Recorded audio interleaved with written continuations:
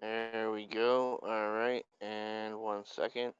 Let me share Discord. I'm doing good, sir. Just about. Let me shut that off because I don't want an echo. I'm doing good.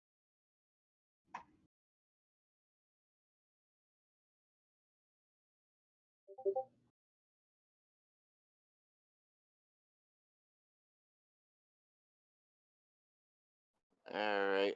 That is shared. Where's the live chat?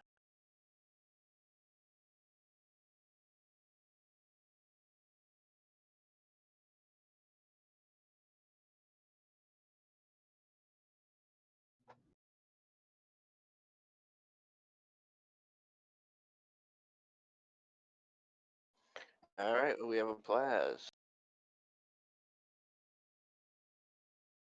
All right. Well, since we got 6 people on, it's probably all 6 of us in the actual chat and 2 extra people. Let's get going. Where am I Welcome, going? welcome everybody. This is Loco4Pack and Quicksmoke's podcast, YouTube podcast. Tonight we are talking about comic book movies. I'm Quicksmoke,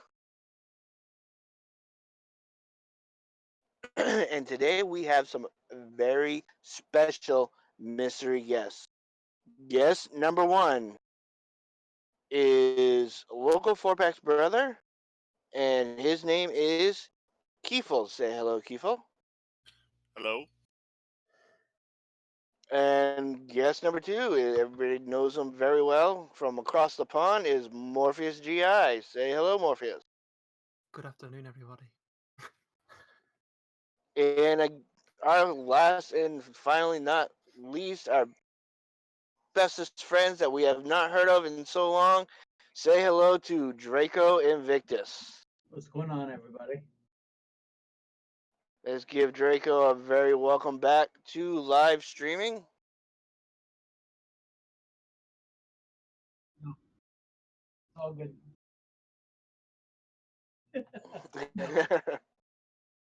And let's just catch up real quick with Vic because it has been a while. Where are you hailing from now, Vic? I am hailing from the beautiful, gorgeous city of Knoxville, Tennessee.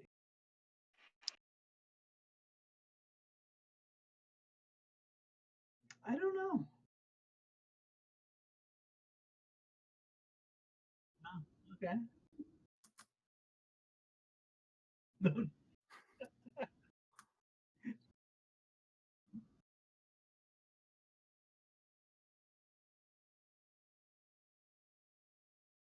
Yeah, just a couple states away.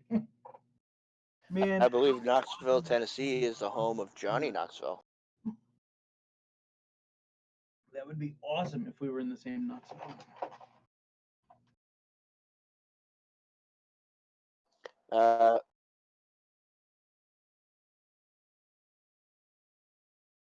Yes, 2,300 miles.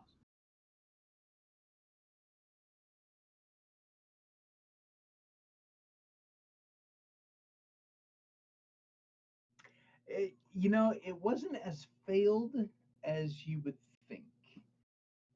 My situation in Texas was not very good. Just losing my big contract with the car company and stuff, or with the dealership and stuff like that. I was pretty much against the ropes, and um, so knowing that I had a job waiting for me in San Diego and a place to stay that I didn't have to pay rent, even though the job wasn't full time, it was a huge boon. I was able to, make sure that my car payment was made, a car that I just bought. And so it was actually very advantageous for me to move out to San Diego. Yeah. Hey, you know what? But let me tell you, when gas is almost $4 a gallon, and it actually went over, it was like 4.11, 4.12 a gallon at times out in San Diego. That Prius certainly would have come in handy because I was driving almost 100 miles round trip a day. Oh yeah, and that Jeep Champ. I mean, that thing it was so comfortable riding cross country twice.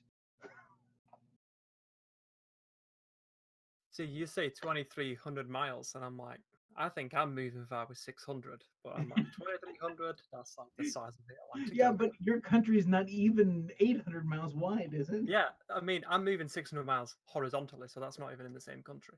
But 2,300 miles is the size of the Atlantic. I'm like, what the hell? And my first day of driving was what was it, 17 hours? Oh God damn.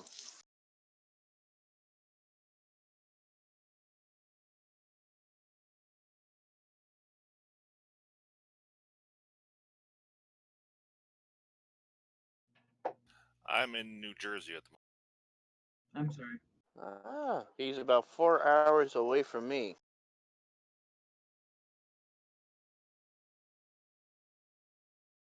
moment. I spent about a week in Springfield, Massachusetts, and then I moved over to Albany, New York for a few days. Now I moved down to New Jersey today. So are you like a truck driver? Contract with the railroad. Oh, okay, cool. Do you have a Geiger Uh, counter? A Geiger counter. Yeah, it's a Fallout 4 reference. I thought everyone would get that, but Yeah, I was in West Virginia 2 months ago, and I kept thinking about Fallout 7.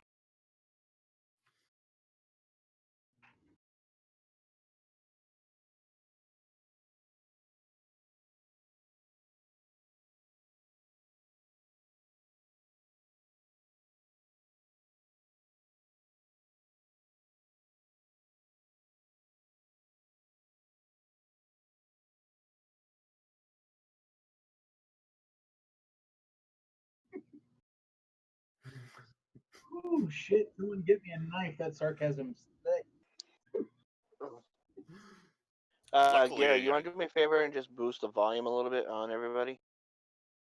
Mostly Vic, Morph, and Kefull, I believe. uh,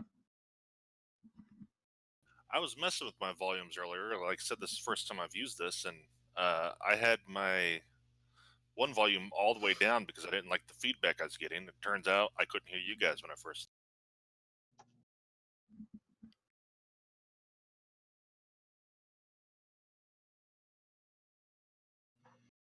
All right, and now that we got a little bit of info on Kefull, Morpheus, what have you been up to besides moving? that's really about it. Um, I'm on an internship with a pretty big networking firm in Holland, so I moved there for a year. Amsterdam. Yeah, The I best went part. like I went like 2 weeks ago, and I realized first thing for a pint, it's like €9, which for me, I'm like, no, thank you, that's way too expensive. So I ain't going out drinking. And then the food is just amazing. So out in public, you know. Yeah, I did. It was amazing. So nice. All right, so how do we want to kick this puppy off? I mean, we are talking about comic book movies here, and I'm gonna go as far as to say I will. I don't know about you, Gary, but I'm gonna allow even animation movies be allowed. But I'm sure we're gonna be talking more about live action.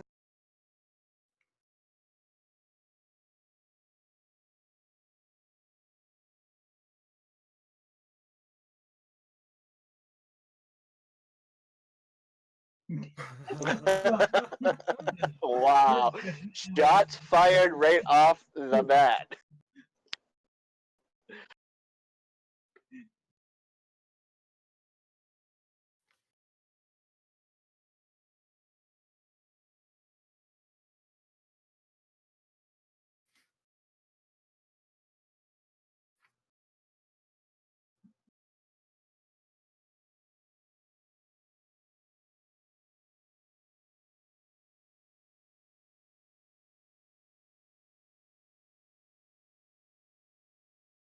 All right, Gary. Before you go any further, the chat is saying that they can't hear you at all. It's all right because he's dissing DC. They don't need to hear about it. Well, you know what? I will. I'm just going to give a precursor and say that there are a couple movies in the DCEU that I thoroughly enjoyed. And when I say You know, I mean like two. being a huge DC fan that I am, I will say the MCU is being very far superior because DC can't get their heads out of their asses for a strong timeline. But that being said, there is some exciting stuff happening in the DCU. It's just they're going about it the whole wrong way. Right. I assume when we talk about DCU that we're talking about Man of Steel and beyond, not anything before that, correct? Correct. Right. Well, Well, no, I mean technically, you can go far back. I mean you can go way far back as Superman. no, because the original Superman is not part of the DCEU, but Superman Returns with Brandon Routh is part of the DCEU. That is part of the canon of DCEU. Oh, here we go again. That stupid Star Wars and canon shit. Arr.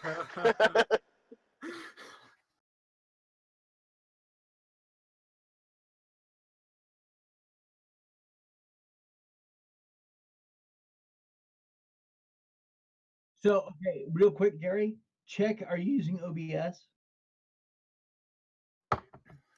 Okay, so just check your settings real quick.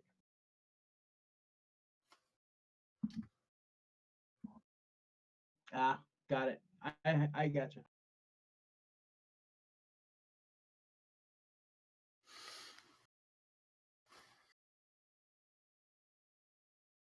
Ah, That surely is the problem. sources apparently.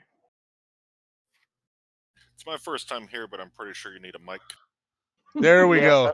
Yes. I don't know why, but I think well, OBS did an update, and That's it right there. yeah, Yeah. Enough said. yeah, because every time OBS does an update, something happens. Like after this update, there's been all kinds of bugs. So all the layers, for your sources, Vic, you know what I'm talking about, and yeah. more if I don't know if you use OBS or not, but Yeah, I use OBS. yeah, all those sources, the layers are just all kinds of wacky. I got stuff that's supposed to be the last possible layer that's always on front. And I'm like, that should not be there. You're blocking everything else. Like, that's not the way this works. So, That's yeah, why I went with Slob for Streamlabs, yeah. huh. because good. they use the OBS protocols, but they take a lot more time before they issue an update. Ah, And so they're really kind of going through that update, that source code, and saying, okay, let's institute this, let's not put that in, stuff like that. So just as an aside for anyone, uh, I use OBS for recordings because I typically don't have a lot of layers and stuff like that going on during recordings, but with live streams, I absolutely use slobs all the time. Is that a? Ooh, what was that? Sorry, that was my phone. I better mute that bad boy. Now is that a free program? Yes. Okay, good to know. It's quite good. So Takes a while to get used to it. Yeah, it's a little bit different for sure. okay. So, now that everybody can hear me, and because, I have such wonderful opinions and theories on stuff, but yes. So now we can get back to actually talking about all the fun and goodness of DC sucking. I mean, oh, so you're I do lucky this you live so because far away, Gary. Mikey is a huge DC fan, and trust me, I like DC, almost as much as I do Marvel. But DC needs to pull their head out of their butt and get their canon and their DC universe squared away. And I'm pretty sure we'll get more into this later, but their universe is freaking in shambles. Now, and one thing that I know that we're talking about movies, but at one point I would like to talk about how DC is absolutely tearing it up on the small screen. Oh, that's I do Yeah. want to Oh talk yeah. about the TV shows as well. And in my opinion, we need to include all of those things: the TV shows, the animated movies, and the live action movies. I think anything more than that would probably be we're really reaching to pull in content for them. But Right. yeah, We're just not talking about the actual comic books that they're based. exactly. Yeah, we can leave the comic books right out. You know, because once you start throwing that in there, you lose all um, idea of canon. Because it's they just rewrite it like every other day in the comic Right. book. So, All all right. right, Well, let's kick this off. Gary, do you have any questions pre-prepared? Because I'm flying off the cuff here. if this was going to be something that I needed to actually prepare for, I'd be in big trouble. Because I stopped preparing for these things a long time ago because everybody said, "Oh, it sounds too scripted." So I just fly off the cuff as well. Let's start this way. Uh, we'll go around the table and everybody. Who is your favorite either character, comic book character, in one of those three genres, or just movie or show or whatever. So I'll go first since it's so quiet. Um, I'm gonna say Superman, and it's been that way for a long, long time. And since I was like 5 years old or however old it was when um, the first one with Christopher Reeve came out, and I've been a huge Superman fan ever since then. So yeah, that's it for me. All right. I'll go next. So my like I gotta say, Superman was kind of in my head. The first ever film I watched was the Superman with Christopher Reeves. But for me, probably would be gotta say Captain America. I mean, I've read the comics, but we're not including that. And I watched the new one in the cinema, which is like the first Marvel film I watched. And then I watched the next ones and continued. And I was like, I just love this guy so much. His general character arc and what he goes over his pastimes and what he misses and such. I just absolutely love that. Just love his character. Yeah, he's a pretty cool dude. How about you, Mikey? Well, yeah, Victor already knows because I have had extensive conversations. But I'm going to go back to my origins. Being my age, when I was a kid, the only real movies that were out were Superman, Christopher Reeve. But the minute that first Batman movie hit the screen, oh my god, I was in love with Batman ever since. So today is Batman, but Little Quick Smoke was Superman. It's the black tights, isn't it? It's the wonderful toys, and I did fall in love with the nipple suits. That's what I was going to say. The nipples on the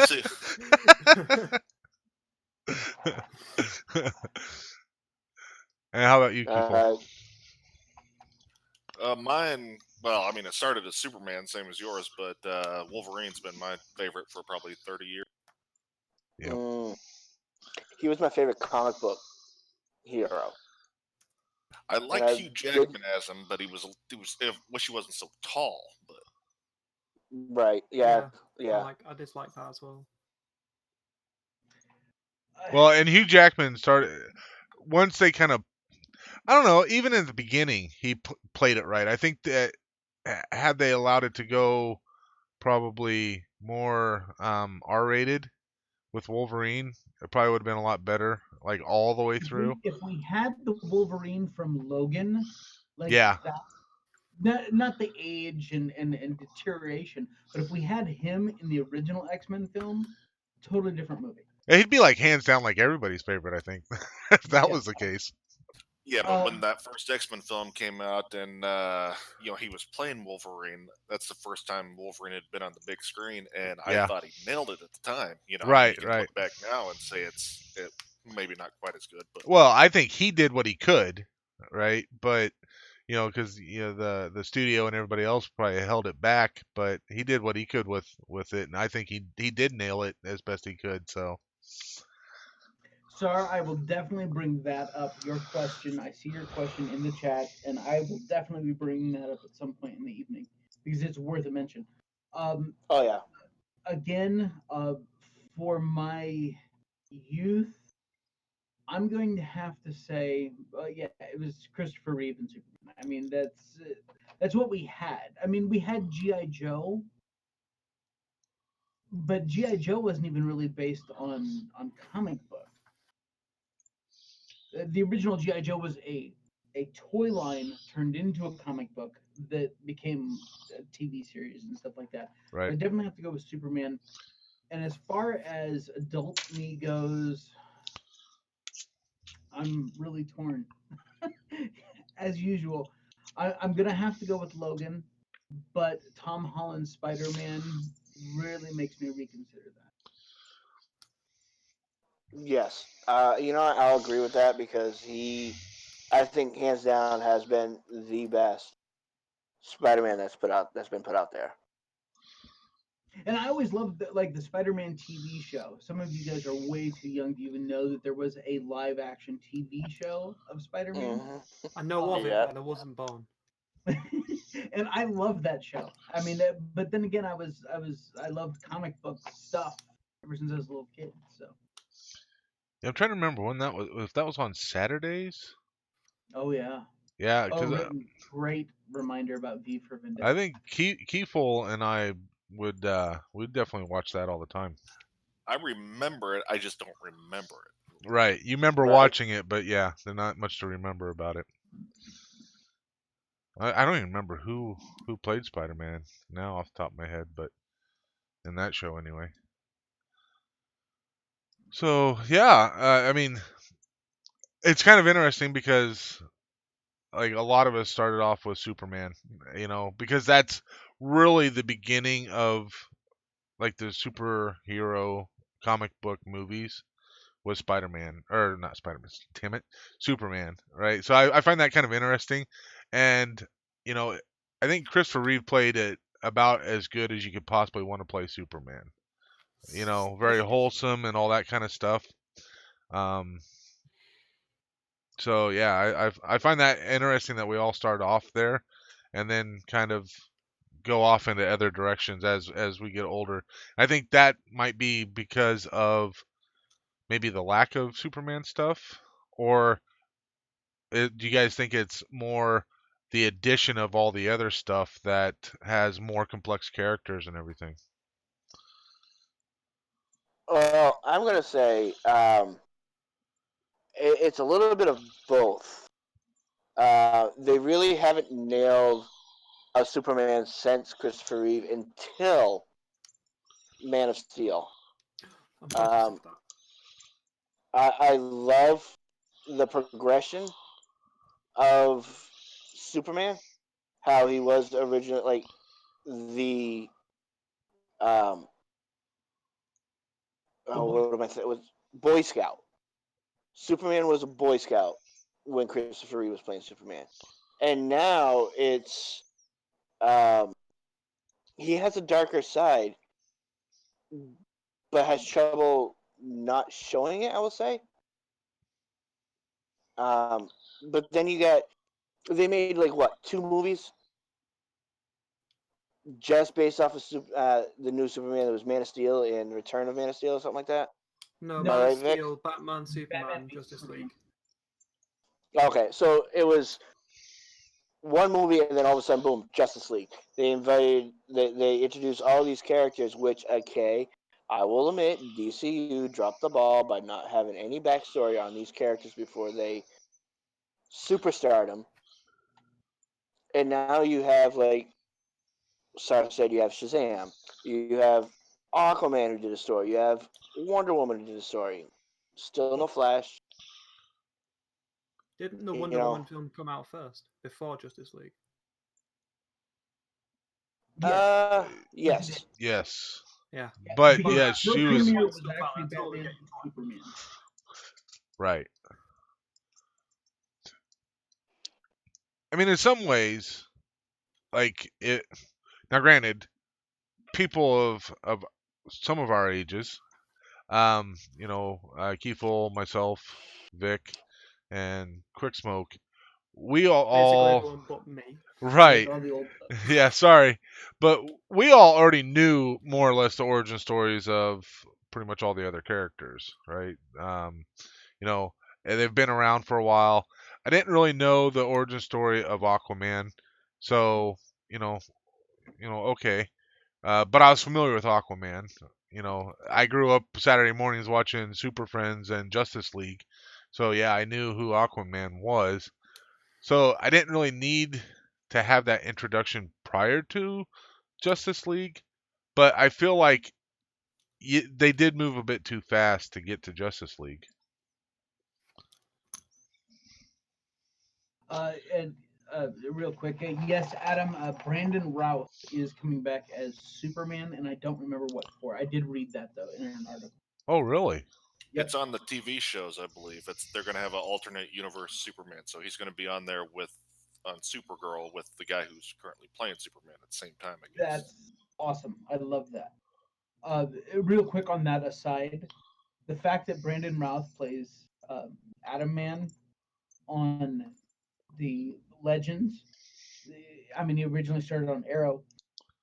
When they meet Supergirl in a crossover episode for the first time, and one of the other characters goes, "Wow, she reminds me of like my college roommate." And Brandon Routh, totally straight faced, he goes, "She reminds me of my cousin." Nice. Which, I mean, if for those that didn't know that Brandon Routh played Superman in Superman Returns, that line, I cried. I was laughing so hard at that line, and I love that Legends of Tomorrow is totally irreverent. They totally make fun of themselves and poke at other things that they've done that the actors have done in the past, and I totally dig that. It's very Marvel-esque. Yeah, that's very cool. Well, and that's one of my problems with DC is you get into the movies and they're all fairly dark, in comparison to Marvel. Marvel's out there having a good time and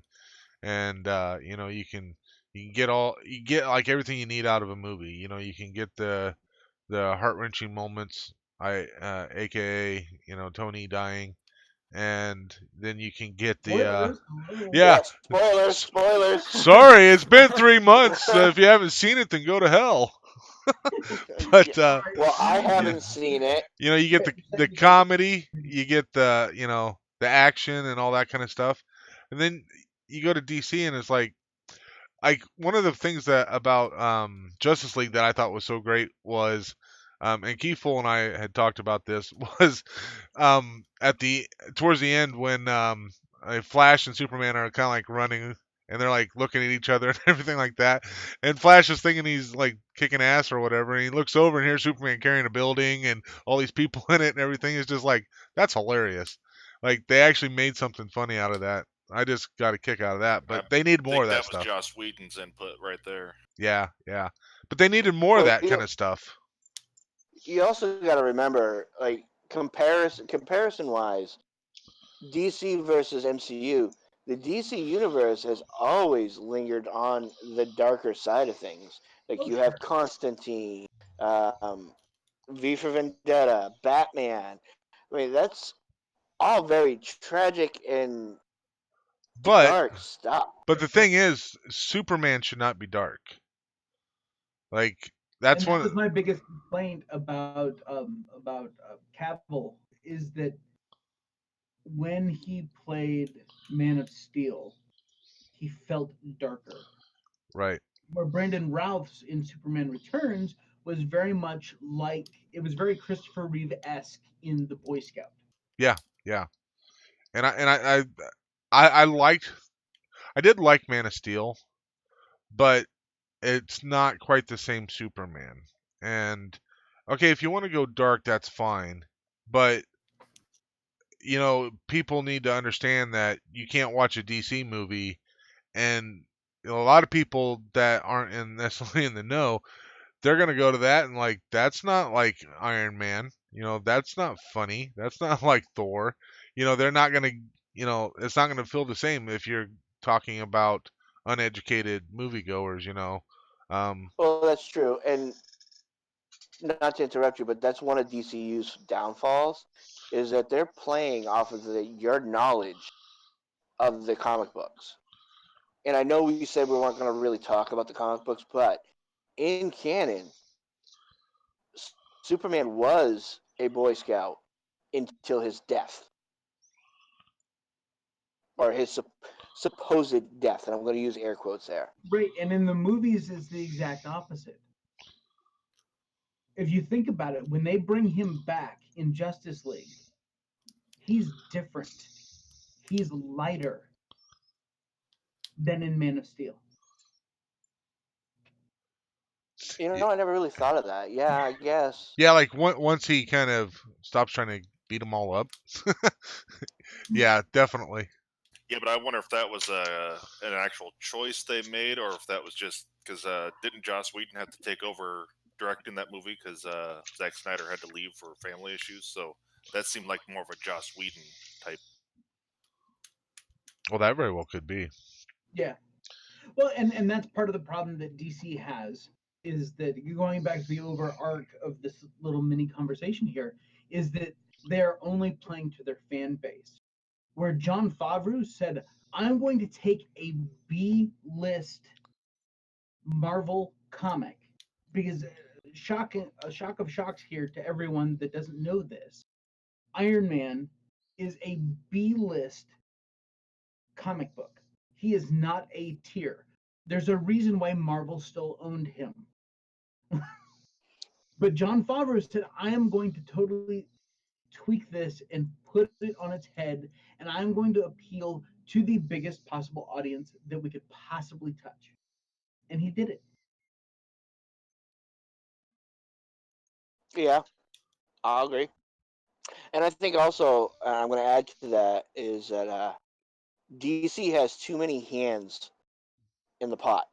Whereas the MCU, they sat out and thought 10, 15 years in advance.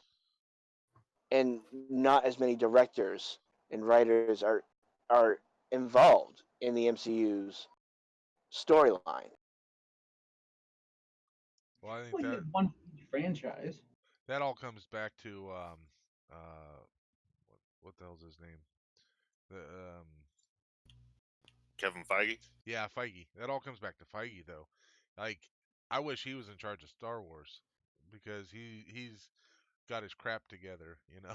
He knows how to pull in a lot of all these things and go, yep, this is all one universe. We're gonna like tie it all together, and it's gonna be seamless, and it's gonna be great.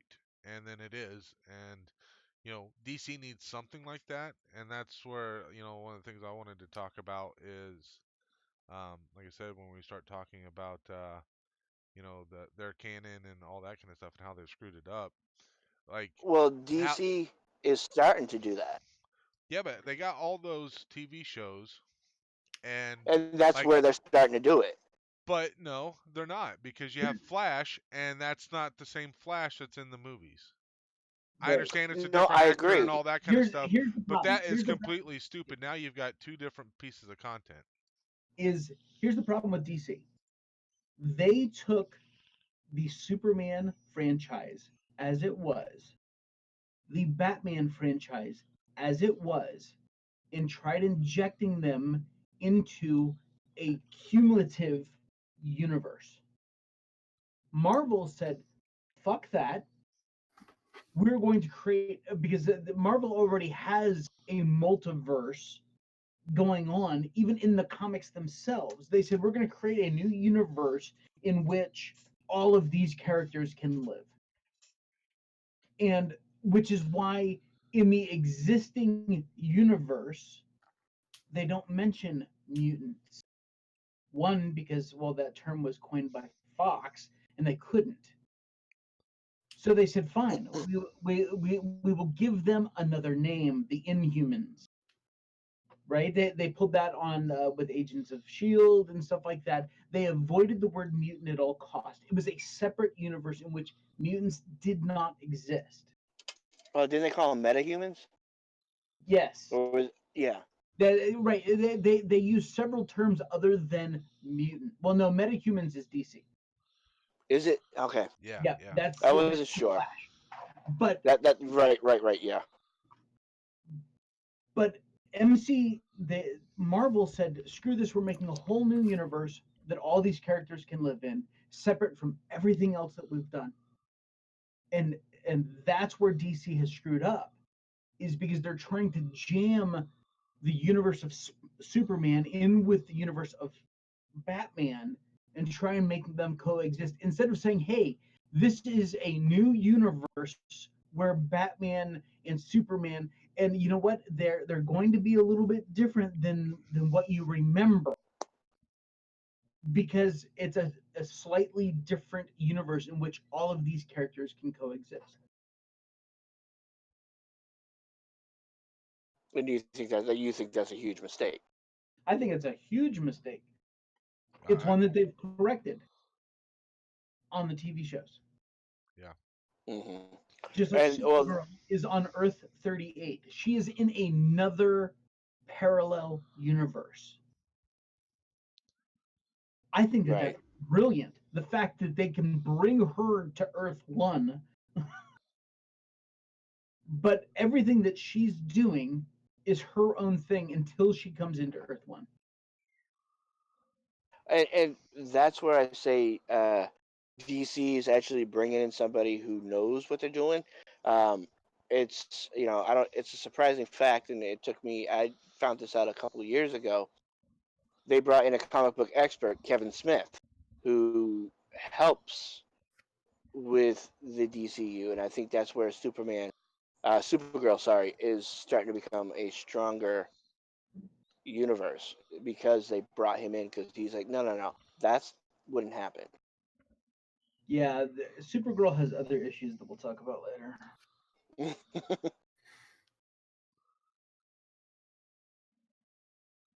Now, since we're talking about DC and their fuck ups, uh, how would you fix the Batman franchise? Why would you have to fix the Batman franchise? Because there Batman is Batman's so been many. started over and over so many times and it still kicks ass every time. I agree with you, It's like but Spider-Man. Let's his just bring Spider-Man back out in another 10 years and we'll make some more movies and a crap ton more money off of it. I will say the Batman stuff is strong, but it's not there yet. They do it in small increments, and each time they do it a little different. And I think I almost think they're going to destroy it because in order to make a strong Batman story, which everybody knows, I don't know how many times you can recreate that story, but it's getting old. I want to say. Kefull, you had a pretty good kind of response between the Ben Affleck Batman and Bruce Wayne compared to what's his name prior to that. What was it? You thought Ben Affleck played? Christian Slater, Yeah, Christian Christian Slater. Bale, Yeah, Christian Christian Bale. Bale. Yeah, Christian Bale, not Christian Slater. Wow, that would have been a very different Batman. Yes, it would have. but what was it you said? You said that you thought that Affleck played um, a better Bruce For Wayne, me, right? well, no, it's the whole. I mean, the best part of the not Justice League, the Batman vs Superman movie was Batman in that warehouse just kicking all kinds of ass and being aggressive and violent. And I thought that was almost the best Batman I'd seen on screen. Yeah, where Christian Bale played a better Bruce Wayne. Yeah, You know, That's I'm it's just always I'm, the I'm case. very listening in the background, That's just listening to always this the case. conversation going on. Look at every actor that's played Batman, all the way back to Michael Keaton, since we're talking about movies here. None of them have nailed both characters.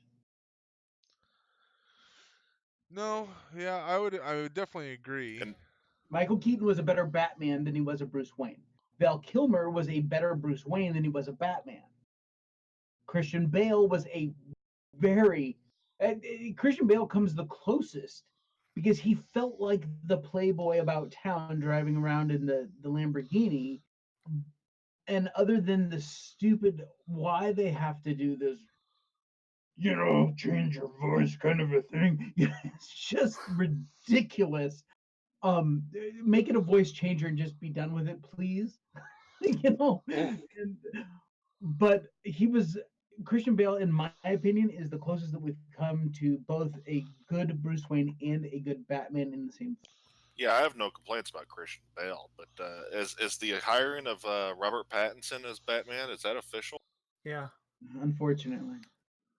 Actually, there's a good film he's in, not Twilight. There's a good film, and he wears like a very like secretary man, gets in a couple of fist fights, and that's his actual serious film. Can't remember the name of it, but he's actually very good in it, and I think that film gives him potential to be a rather reasonable Bruce Wayne. He'll be a better Bruce Wayne than he will a Batman. What I think. Huh.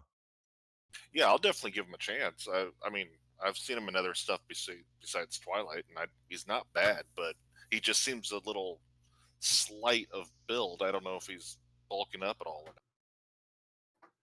Yeah, I mean, hell, I gave Captain Marvel a chance.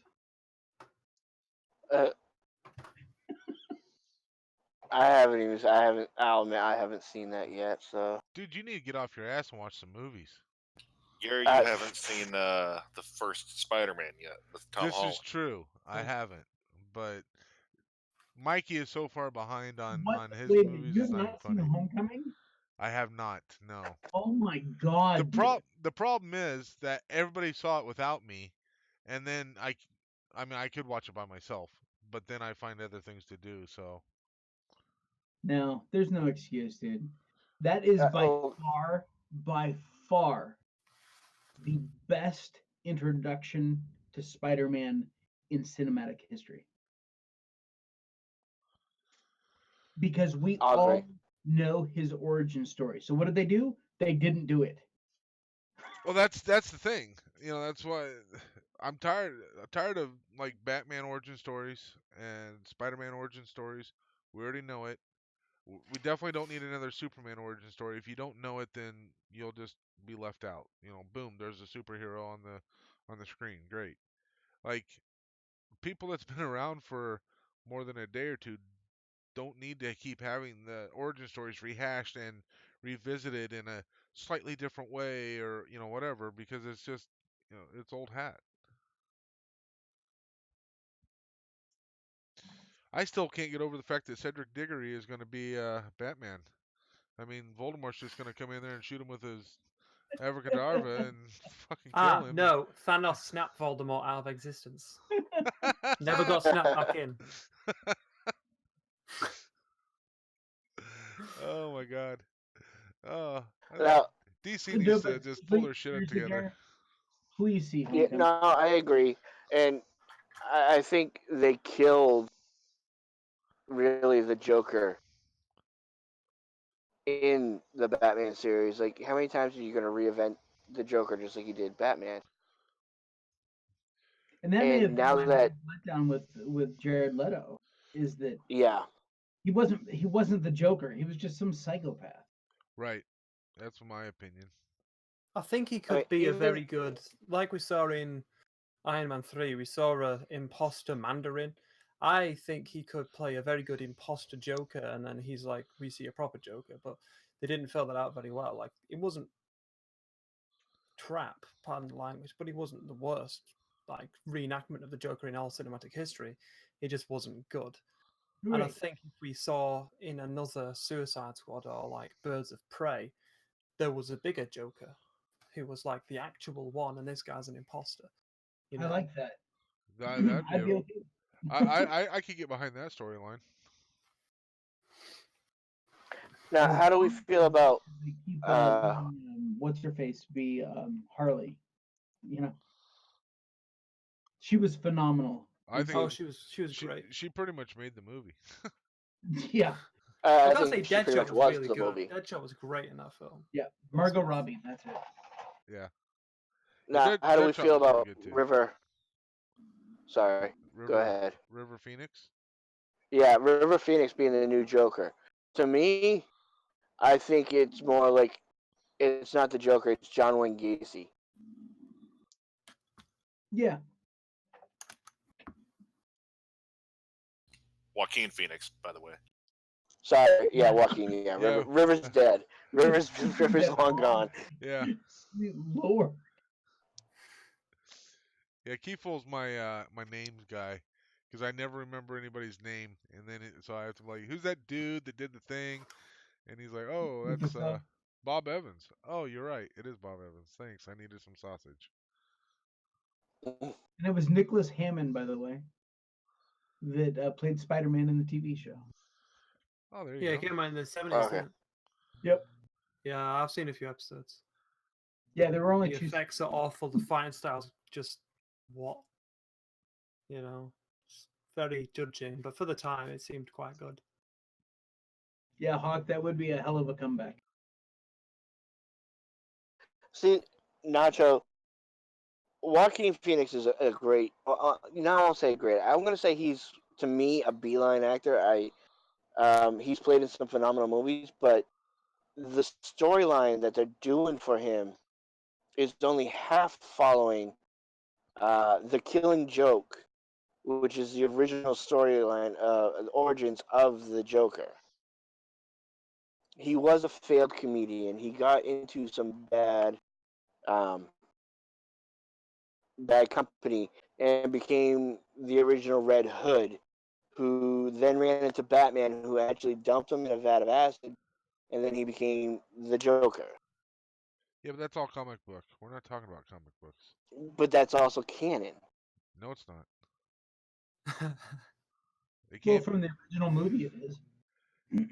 Well, yeah, from the first Batman, but then that's been wiped out because then they've redone Batman since then, so all those prior Batmans don't count. And you know what? Maybe that's what made Heath Ledger's Joker the best Joker. We didn't have an origin story. He just Right. showed up. Exactly. Oh yeah, because every time he talked, I mean, and to me, I will say besides Jack Nicholson, because I think he's just phenomenal. Jack Nicholson's really good in the film. Uh, Loved him. Heath Ledger's Joker was so great, and this every time he went to story, it was different, Right. and that's what made it so great about his character. I will say this about uh, Jack. Jack did a great Caesar Romero Joker impersonation He did. He definitely nailed the Cesar Romero Joker. because that Joker was a Caesar Romero takeoff. Mm-hmm. And the only problem I have with that is that the Caesar Romero Joker fit with the Adam West Batman. Right, And Michael Keaton didn't do an Adam West Batman. right.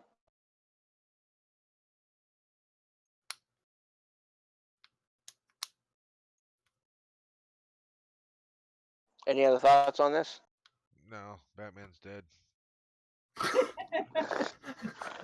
Oh, Gary, God. Sometimes I just want to reach to this phone. Good luck. All right, What? so let's go ahead. No, you go ahead. I was gonna say let's change universes. MCU. They're pretty much on point, but is there anything that makes you go, Yeah. about what they've done? Yeah. Yeah, Spider-Man: Homecoming for me. Ha! Just kidding. I am not going to kid about that because I didn't see a big whoop about it. Yeah, I didn't. I, I I haven't loved seen it. it. Was So it? I'm not gonna spoil anything, but Yeah, I'm not going to say it because I don't know how not to spoil it. So I'll hold it. Well, Yeah, how and about this? there's not been any new movies in 2 months. If We're someone gonna say if someone hasn't seen Far From Home, then it's their own damn fault. I'm gonna Far say From it Home's right already now. out. Okay, Yeah, it's been out for like 2 months. Oh no shit. I'm gonna give everybody in chat a warning. Okay, I'm gonna count down 3 to 1, and I'm gonna say spoiler, and then we're gonna let Morpheus say what he wants to say. And if you don't want to hear a spoiler, mute it for a little bit and then come back. Okay, because I haven't seen it. I haven't seen a lot of MCU movies, and I don't care if I get spoiled or not because I'm still gonna watch it. Yeah, So I've I'm not gonna seen Far say. From Home, but I kind of have a general idea of what happens. So I'm gonna say it right now. Spoiler alert. 3, 2, 1. Go ahead. All right, so in Far From Home, we get a reference to Vulture, which I really like. Vulture's a really good character, but we don't see anything that because it's based off after the Avengers one, Avengers, the first Avengers, and that's like 5 years after the first one. We see nothing about any kind of cleanup crew. We see nothing about anyone that puts all these alien, the Chitauri machines and the weapons away. This is the first film out of 7 films later that we see any kind of. It's a little thing. It's the only thing I've got a niggling about Marvel is this. It's like we don't see any connectives to certain things. Like we don't see no kind of cleanup crew after Avengers, which is what the villain of Homecoming is about. Homecoming is about. He's a cleanup crew for the Chitauri crap, and then Shield or if the FBI come around and says, actually, we need that stuff. We don't get any connectives to the cleanup crew, is my basic thought. Well, and I haven't watched a lot of it, but I know Kefull used to watch it a lot. Isn't that what the Shield show does? No, not with the cleanup. I guess I was just listening to that. What did you want to see from the cleanup crew other than what they showed in Homecoming? Like in Homecoming, we see, Vulture is part of the cleanup crew with Shocker or something and like 2 others. Now, it's the first time we see any cleanup crew in 6 years, so off our logic, off the film's logic, who's tidying up all that Chitauri mess? It's like, I want just something little, like, if the Avengers are walking down the street or something little small, oh, we're just moving this away. You see someone move a truck of Chitauri pieces or weaponry away, just something little. Because I'm like, okay, where did these people come from? That's my Or general question. maybe a like Nick Fury getting on the radio going, "All right, send in the crew or whatever." At least you Yeah, acknowledge the just fact something that like they that. have to clean it up. Yeah, I mean, like, I just want to know where they came from. We know the cleanup crew, but why have we not seen them before? It's been 6 years. That might be an interesting movie in and of itself, just the See, cleanup but crew. that was to me that was kind of like the bow that finished it off. Is that you know what we get to see the regular Joes, construction company doing cleanup after the events of New York. Yeah, I just thought it would have been sooner. Right. They did. Well, I Yeah, mean, they did place it. See, and that they kind of screwed up the timeline there a little bit in the fact that it was 8 years ago. That's yeah, how they premised Homecoming. Is that Homecoming took place 8 years after the Chitauri attack on New York, when actually it was only 6 years as far as the actual timeline goes. So yeah. that was kind of a little screw up there on their part. But I actually thought it was nice that we actually for 10, 15 minutes we got to see the you and me's that work for a construction company cleaning up all this crap, bitching about the guys that are flying around destroying it all. Yeah, that was a nice little touch. We don't see that often in films. And I thought, like, I obviously DCU try and do it, but I think MCU really executed that idea. I think they need to do like a buddy cop movie with like a cleanup crew, like the 80s buddy cop, comedy type thing. And you have one guy trying to be all serious about it, the other guy's a big fuck up, and comedy ensues, and They start shooting shit. You know. Yeah. Everyone thinks They it's another alien attack. right. And they at one point they completely fuck everything up, and then all the Avengers are off doing something else, and they have to fix it. Otherwise they'll lose their job or something. Yeah, that to me, I think that'd be a great movie. I'd be like, just flat out comedy. It really doesn't have a whole lot to do with anything special, but they fix their own problems. That would be kind of cool. Yeah, that's it, Nacho. That's perfect right there. Damn it, I hate fire monster.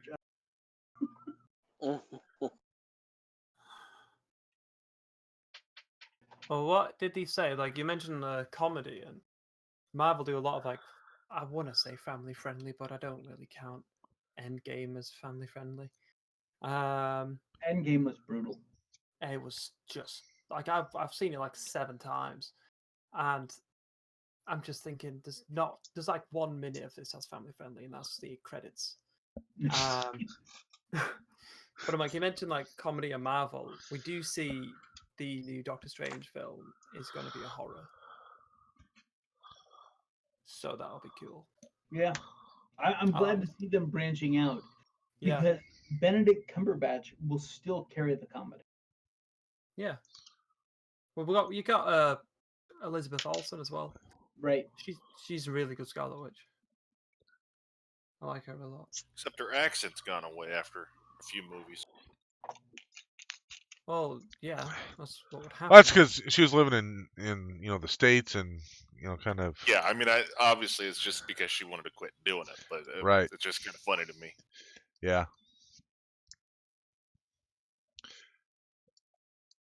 What character on either DC or Marvel are they not using that you guys would like to see him use? Adam Warlock. Yeah, but he's coming, I think, isn't he? Yeah. A better interpretation of all the Fantastic Four then. Well, we're gonna get that too because they just bought Fox. Yeah, but I mean, like, I want it like now, basically, is what I'm saying. Well, from what I hear, they are hinting around to another Fantastic Four. Yeah, Well, maybe the Avengers. John Krasinski, came but in Homecoming. yeah, When they were selling Avengers Tower, I guarantee you it's going to become the Baxter Building. That is going to be the new home for the Fantastic. I swear to it, that's what's going to happen. Which I would absolutely love.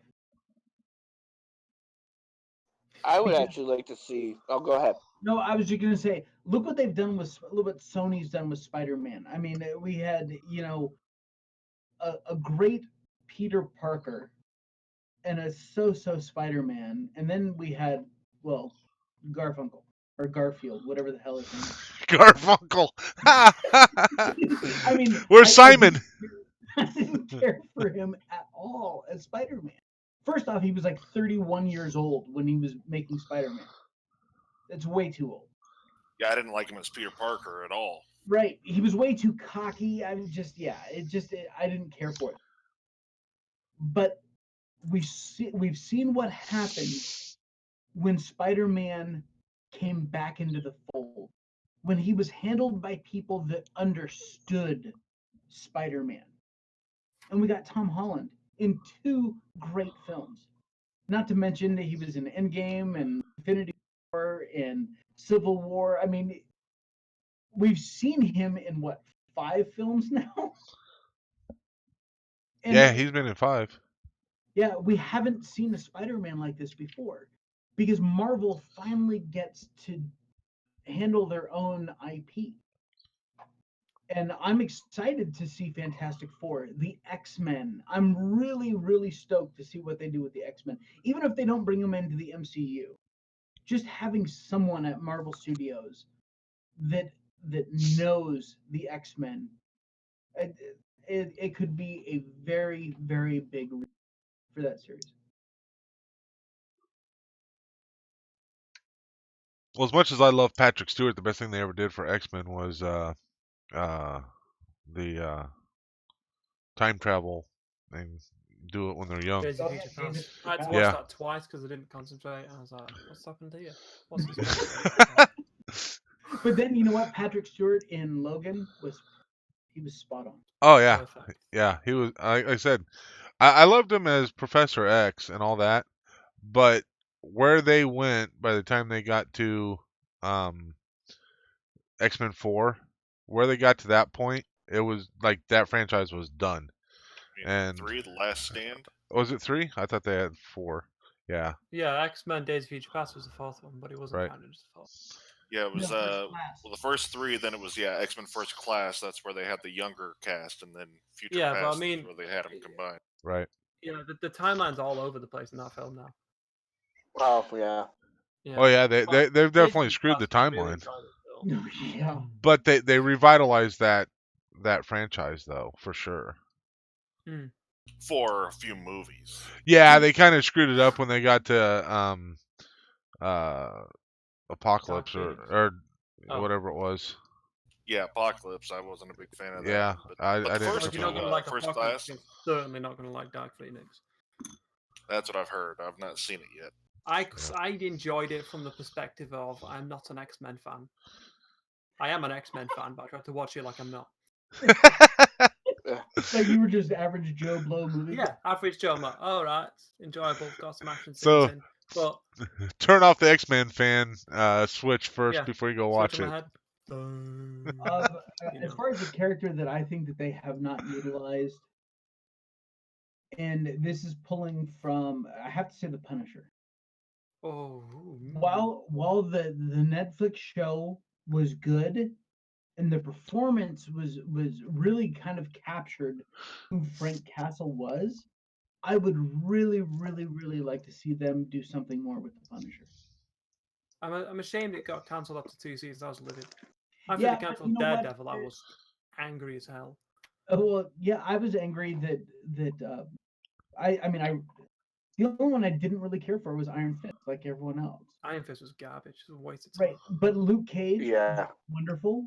They had great throwbacks, like in the very first episode, where when he breaks out of the prison and he shows up in the borough in New York, and his outfit is damn near spot on for what he looked like in the comics.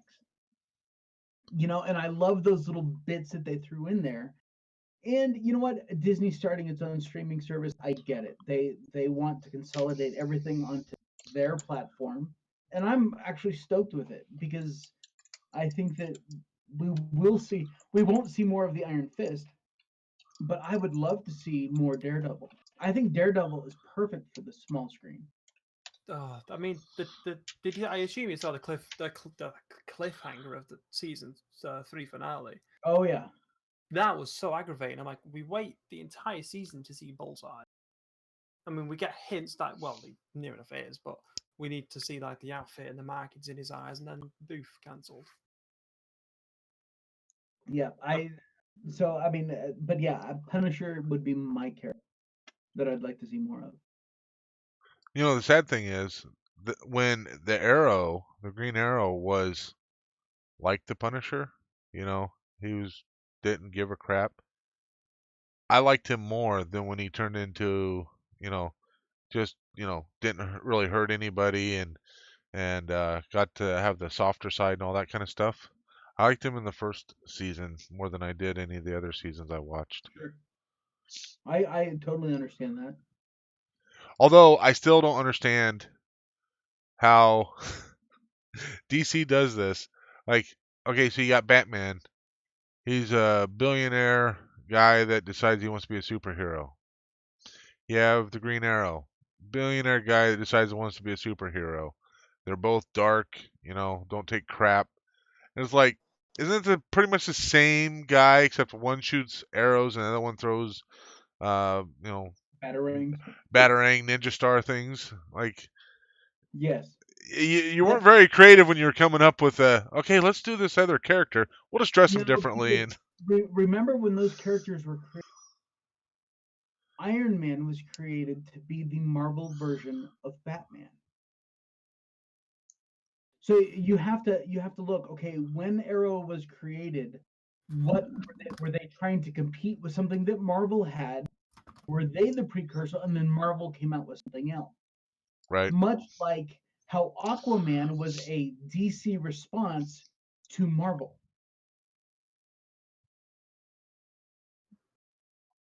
Wonder In what the what character in Marvel was that? Namor. Namor. Uh, And Namor had been like almost, I want to say 1 or 2 years before Aquaman ever came out. And they're And basically the same character, aren't they? right, and Namor is slated for Phase 4, from what I heard. Yeah, I've heard the same. that's some crazy stuff. I So yeah, think so I mean, I understand your point that Arrow and Batman, both living in DC, are pretty much the same character, but they were looking for something different. I guarantee you, DC at the time, going back to the comics, they were looking for something that either was a counter to what Marvel was doing, or they were trying to get ahead of the game. Yeah, I wonder. I don't know how old of a character Hawkeye is, but I wonder if it was like a answer to Hawkeye or something. Could be. Which, I think I would incidentally, like to for see. all the non-superhero dudes, Hawkeye and Black Widow are my favorites. Like, just normal Is there dudes any out other there kicking choice? ass. Eh, I don't know. I guess, I mean, if you go into Batman, he's just a normal dude, just got a lot of money to have Same with awesome Yeah, yeah, gear. yeah. Iron Man. Yeah, yeah. But I like mean, someone who those guys didn't go in there have without like, all the shit, right? Like, yeah, okay, he's got a cool quiver for his modern arrows, day but Legolas, except Legolas is better. yeah, yeah. I think the character I would like to see be a little bit more expanded, and they did it in the early '90s. Um, but they could really get a good series like Avengers is Constantine and Justice League Dark. They do it in the animated movies, but I would love to see them do it in live action and actually bring back Keanu Reeves as Constantine. The guy that they have playing Constantine in Arrowverse is really good. He really is. He doesn't have. Well, I guess he did have a show. It didn't last long though, but like his show ended, I think, before Arrowverse started. But they brought back Yeah, an actor to play yeah. Constantine. I remember that. It actually played briefly on Netflix for a while, didn't it? As well. Yeah, It only lasted like what, a season? something like that. Yeah, but see, here's the That's where problem with it was way too dark. here's the problem with your dark idea. They've already nailed that with Justice League. I mean, Yeah, does but DC need to Justice get League any Dark. darker? I mean, they get any darker, they're gonna be like, a freaking 13-year-old teenage girl that's all blacked out and got, blacked out eyes and everything. I mean, you can't But get see, much here's the darker. thing: They just call them if you goth. go, if you go Justice League Dark, right, you can get the supernatural aspect of the superheroes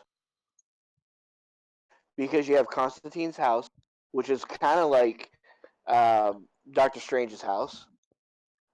You have oh shit, who's that? The Noel See All superhero. Cap. Shit, I gotta look it up.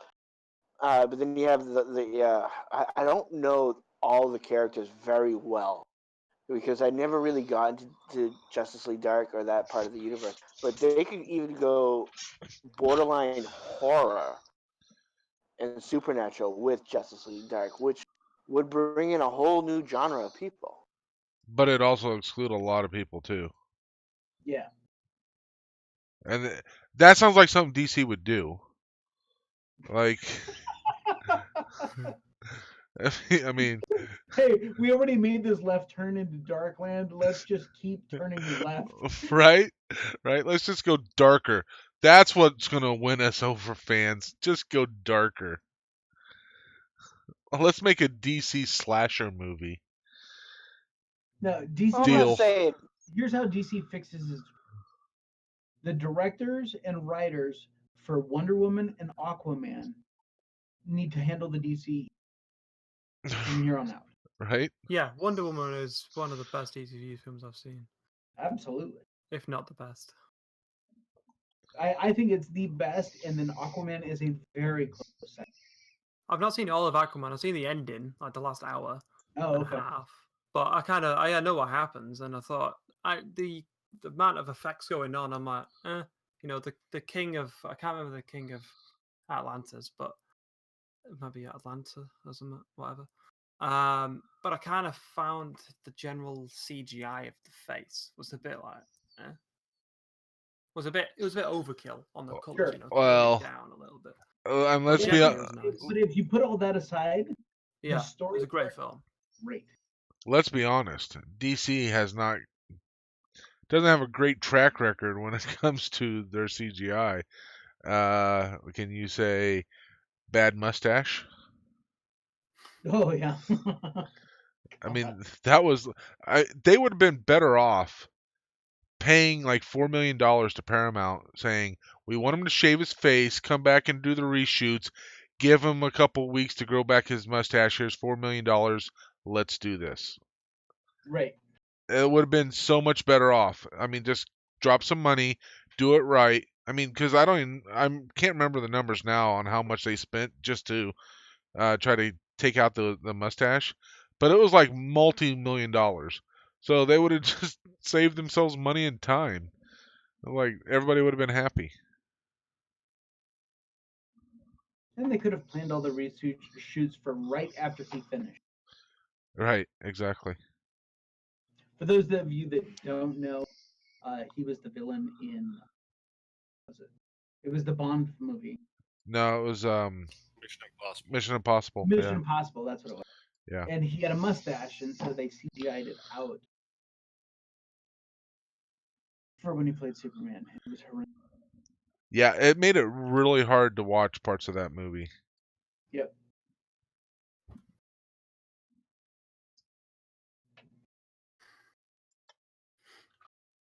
Awkward well, sorry.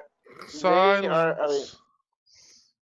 the DC is actually they're going, and I say, and I keep bringing it up. They are actually going darker because they're remaking Swamp Thing, um, which was part of Justice League Dark, and their channel is coming out with a lot of good things. What is it?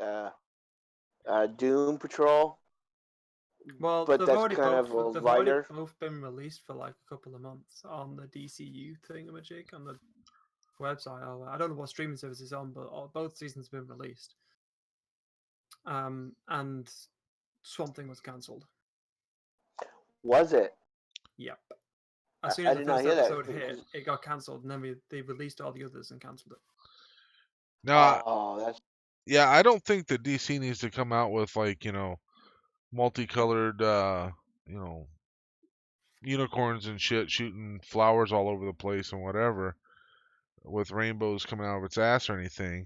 But they need to not be going darker. Seriously, like it's plenty dark. I understand you like dark movies, Mikey, but the majority of the people don't want to watch a bunch of dark superheroes. Well, I guess I don't know what you mean by they're all too dark. I mean, I didn't think Wonder Woman and Aquaman were dark. It's just No, they had right. this darkness about Justice, not just Batman versus Superman. But Right. I actually enjoyed Justice League for the most part. Yeah, I did too. but but Yeah, Superman. but what were the best parts? The best parts were any scene where the Flash was involved. Yeah, and then when Right. Superman shows up at the end, that was a big part for me. Oh But yeah. For most of it, it was the comedic elements in that film that made it a good film. Exactly. I really liked the Flash. I just found him incredibly annoying. I don't know why. I just don't like the actor. I liked Flash. He's a good Flash, and he had good scenes. I just found the humor aspect a bit. But generally, he's a good Flash. Yeah, I mean, Eh, it still throws me off not seeing the same Flash as the TV show, and then completely different outfit, and the whole 9 yards. That's the thing that I still can't get over. Like, how do Yeah, you and screw up I your get that. entire universe like that? It would be like having an Iron Man on that isn't Robert Downey Jr. Right, right. I guess thinking about it, Vic,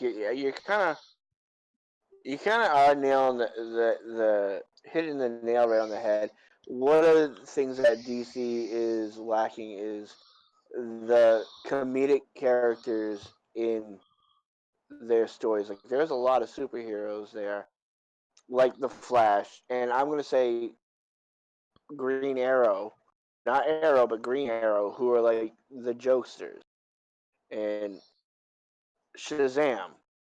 They're bringing him out, but those brought a little light and a little comic relief to the serious things that they were tackling. You know what the Justice League really needs? The Wonder Twins. Well, and Hal Jordan is supposed to be—he's kind of a comic character. They, you know, bring back Green Lantern. Do something. Yeah, yeah. As If long as they they have, don't bring him back as CGI. yeah, Right. Yeah, right. Yeah, I mean they completely screwed up the Green Lantern, and you know I they would have said Green Lantern was my favorite character, but basically because they screwed it up so bad, yeah, not so much. when they hired The Rock to be Black Adam, but I thought he would have been a perfect John Stewart. As the second Green Lantern. Oh yeah, yeah. You Now, know is what? John Stewart the annoying one who always bragged about himself? Be honest with you, I don't know anything about the John Stewart. I just going by the appearance. He was a big, muscular guy, so he was. I think that was part of his backstory, but I don't know the character really.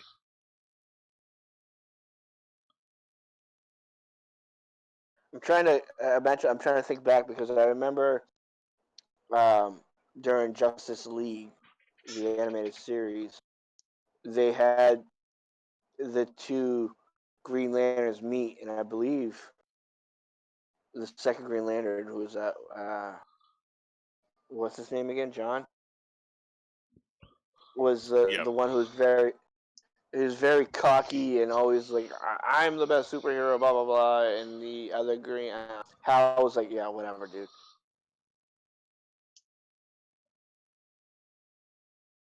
Yeah, Written brings up a great point. The Lord of the Rings films were very dark, very oppressive. But Legolas and Gimli and their little banter back and forth, the hobbits, I mean, there were those moments, bright white light in that film series that absolutely made it a treasure. Just a few moments of levity. That's all you need. Yeah, Right? Yeah, it doesn't have to be a slapstick comedy all the way through, but yeah, the moments of levity throughout the movie, I think, would help tremendously. I mean, first of all, they should not like try to mimic a Marvel movie because that would be a huge mistake because right. everybody would see right through it. But like they've got the recipe right. You know, you you have to have a little bit of humor in there, and because otherwise you're alienating a lot of people, I feel like. And it's not necessarily that they're dark, all the movies, but they're like way too serious. So that's where I have a problem. And I mentioned when nobody could hear me other than you guys here in Discord, I talked about the animated stuff that or that DC has out there. The ones that I've seen are not dark. Like there's a lot more, especially with Flash, especially with Flash in it. There's a lot Hmm. more comedy going on in those than what you see in the movies. And there's a reason why the DC animated stuff kicks ass is, you know, because of what they've done. They need to pull that into what they're doing in their movies, in my Right. opinion. What the animated series for DC is what MCU is doing in live action. Now they need to take that formula from their animated series and bring it to live action. My Right. concern is that it may be too little too late. for the DCEU. You know That's the what? big You're issue. right. Is they tried to jump, they tried to play catch up, and they screwed up. Right. Yeah. And because all anyone will see is, oh look, they're gonna be like, Yeah. I'll agree. As much as I love DCU, they fucked up and they might not be able to come back with it. They're trying hard. They're trying hard. I'll give them that. But dollar late, a day It, late, dollar it short. wasn't in game because they hadn't finalized the deal with Fox yet. Huh? That's why none of the X-Men were in. yeah, I would have to say, Mikey, it's probably pretty tough for you being a DC fanboy to have to deal with that. It is. It is very hard to stick up for them when their blatant fuck ups are just out there. And see, for me, I'm not really like a Marvel or a DC fanboy. I like them both.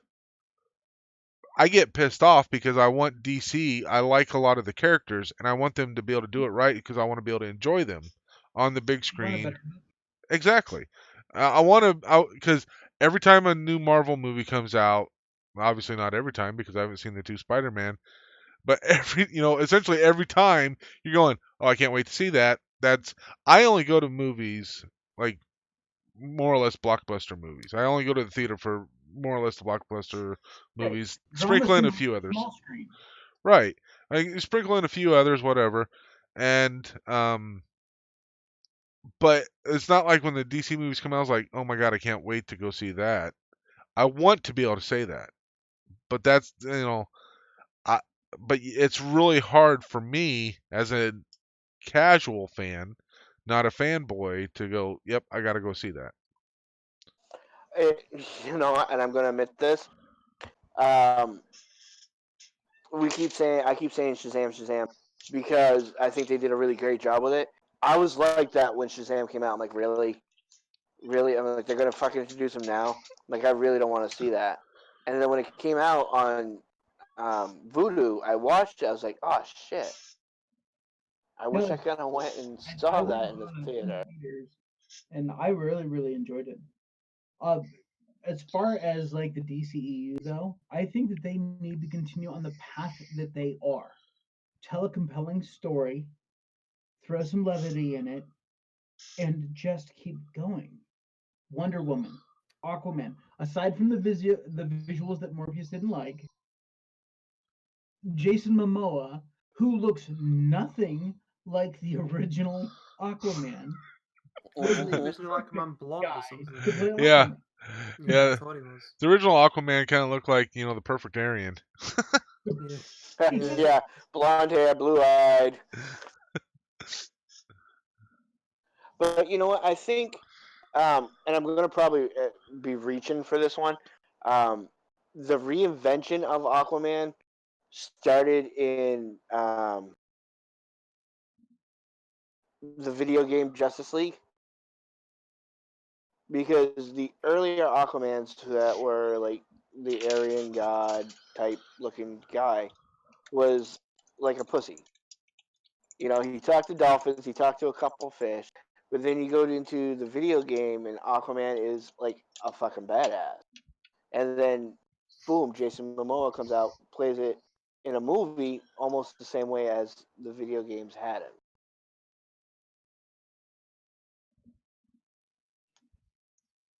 I Uh, Am I agree. complete? And the supporting cast in Aquaman was equally good. Amber Heard was surprisingly good, which isn't great because she's not good in many films. But But no, she generally, was awesome. yeah, she was great as Mira. She was just amazing. all right. I'm gonna do this. If you guys want to keep going, we can. But I think we need to take a break. I got dogs going just absolutely batty. I'm actually might need to head off because I need to get up at like 8 a.m. Oh, okay. But we'll take like a 5 or so ish break. Um, and Sounds good. I need to make another beverage. yeah, we can get beverages and use the Lou and all that kind of stuff. And while we step away, you guys can just listen to our sponsors. Oh, wait, we don't have any. That's why the Yeah. dead silence. All right, Morph. Catch you later, bud. It was great talking with you again. Yeah, it was nice Yeah. being in. Hopefully, I'll catch you Thanks all thanks soon. for joining us, Morph. Appreciate it. Yeah, it was enjoyable. Always good to talk Thank to you you. for the invite. You bet. All right, we'll be back after a bit. All right, sounds good.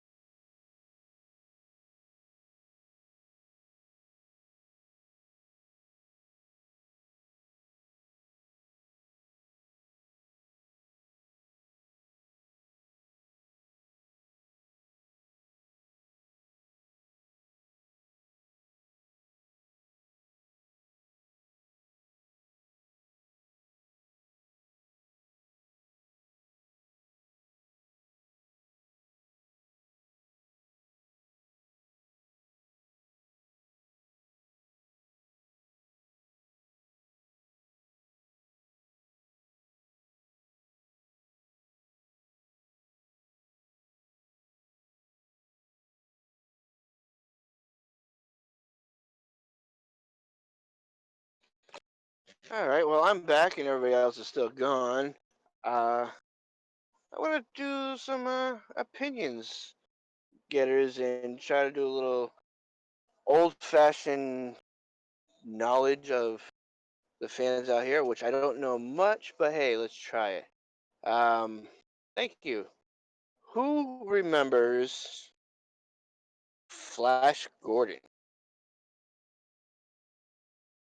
back in the 70s? I think is when the movie came out.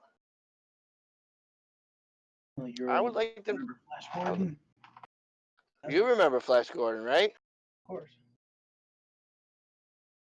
I heard rumor that they might be trying to redo it, try to bring him back out. Interesting. I don't know how they're going to do it or who they're going to do it with, but um, there has been talk about it, and they're saying that there could already be problems with it because you can no longer. I mean, if you remember the original movie, if you're old enough to be as old as me and Vic, um, Ming was played by a white guy trying to be dressed up as a Chinese guy. Now, with nowadays PC, you can't do that. So, I mean, how do you think they should go about? I mean, you can't have Flash without Emperor Ming. That's my opinion. Oh, that's easy enough. Nothing's easy There are enough. plenty of actors out there of Oriental descent that could easily play me.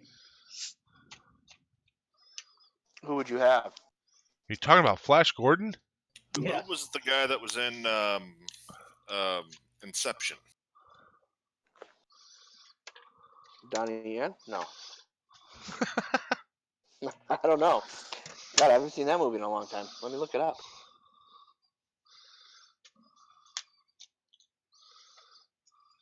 He was Chinese? You're talking about. Ken Watanabe. Oh, yeah. Yeah, he's perfect. Yeah, he'd be good. Perfect.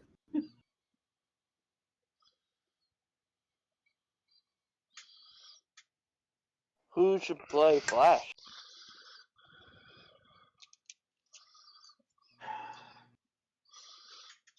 That's a good question. My first thought was an unknown, but they don't really do that anymore. Tom Brady. Tom Brady.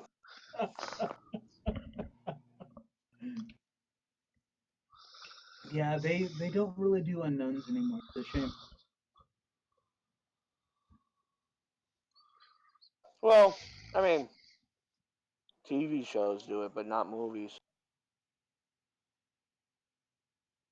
Well, I mean, ideally, you'd want somebody that's blonde, unless you're gonna do a another Aquaman thing and get somebody that looks completely different. Which I think it's been long enough. Not many people really remember him unless you watch Ted.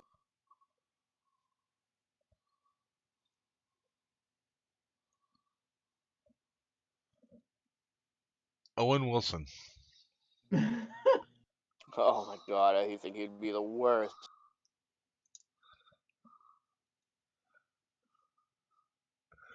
He was pretty good in Behind Enemy Lines. Yeah, but I mean, if you look at a lot of his roles lately, they're kind of joke roles. Well, the Tom Brady thing was a joke, obviously, but wasn't Flash Gordon a former New York Jets quarterback? So, I mean, it's got to be someone that would, as long as they're sticking to the story, someone of that kind of size. Right. Right. Yeah, Terry, which is Terry why I did the Bradshaw? joke. Yeah. Bradshaw's way too old, but yeah, he is definitely the blonde bomber. I mean, yeah, it would have to be somebody that looks like they could play football, without a doubt. So you're about 6'2", weigh about 215, 220. Brett Favre, yeah, but I think he'd be a shitty actor. He nailed it in Something About Mary. Oh, what was his role? Like 10 minutes? Not even that. He's like, here to play the Dolphins, you dumbass. That was his only line, I think.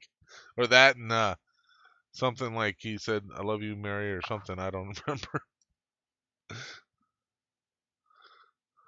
Big Pretty much Trouble any of the Little Chris's China. that have already been in Marvel, they'd be good in it. But yeah, they're not going to do.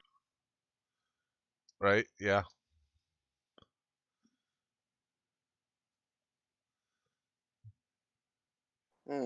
Very Yeah. thought provoking. Yep. Yeah, I don't Not know. Dolph Lundgren. How's that? Dolph Lundgren. Yeah. He looks so fucking rough now. He Oh, does. it looks like he was on crack for about 6 months or something and never recovered. Right? Anybody watch Creed 2? I actually enjoyed it. It was kind of. No, I have it's one of not. those. It's on the back burner. Dalton Kind of. Hawks. Well, hey, you know what, Hawk? I've seen your picture. You could look like Flash, but you look more like Shawn Michaels from WWE.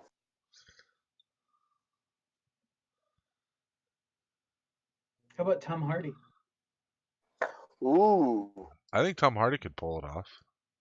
definitely. But the act, well, yeah, he can get rid of that accent pretty well. See, I'm kind of Well, yeah, liking him put from him in Wolverine. Oh, the new Wolverine? I've been trying to think of who could replace, Hugh Jackman if when they go forward. Tom Hardy can mind, but he's already Venom if they keep that going. Right. I don't Right.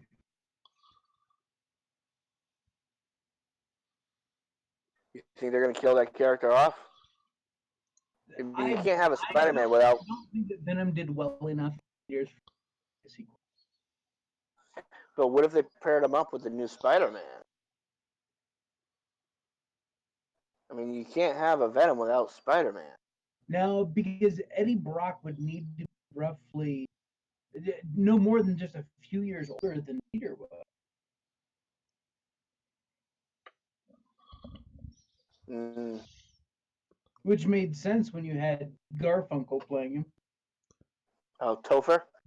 Right. Fucking, I can't believe they picked him to be Venom. Like, come on. He was good in the '70s show, but that's about it.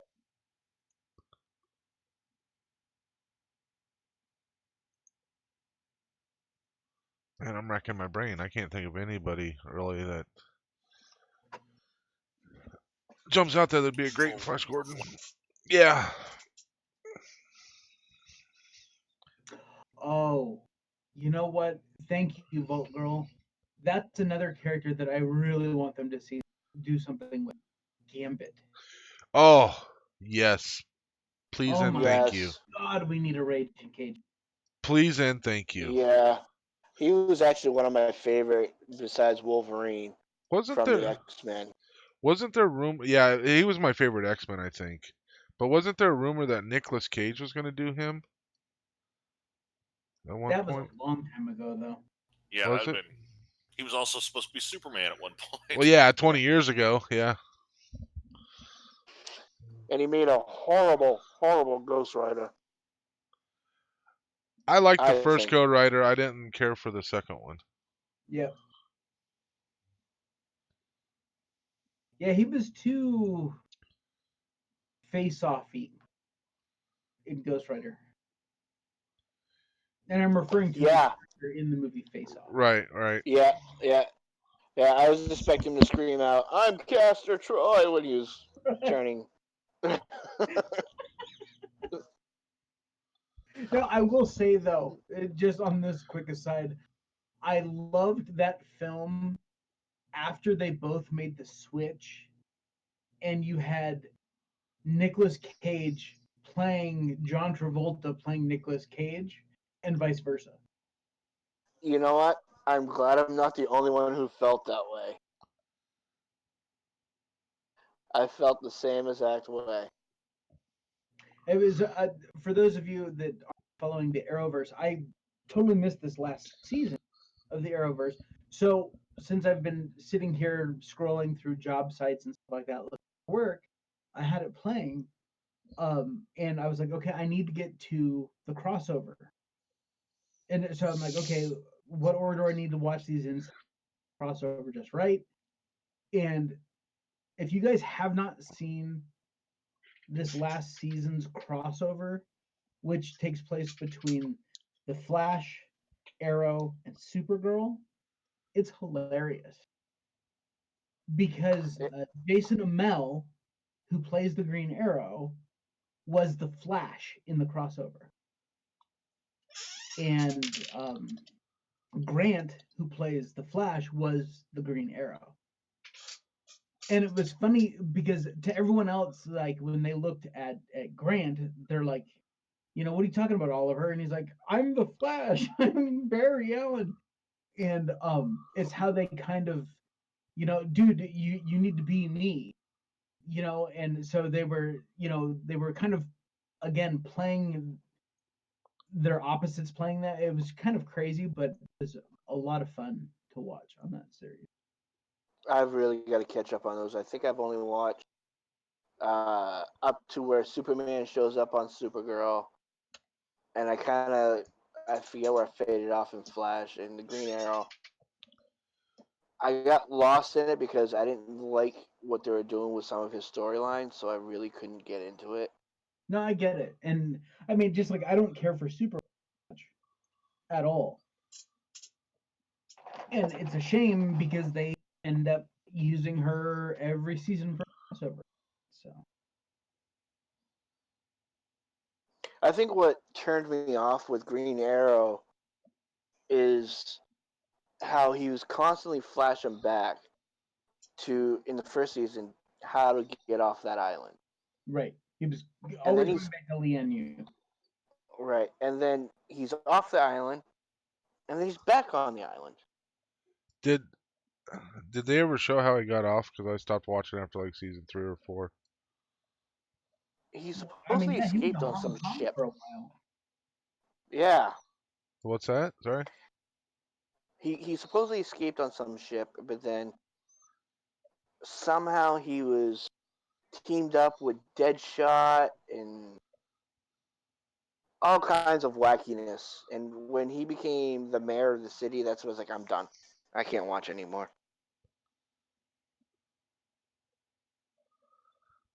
Yeah, it was about the time I stopped watching. Was right around that time period.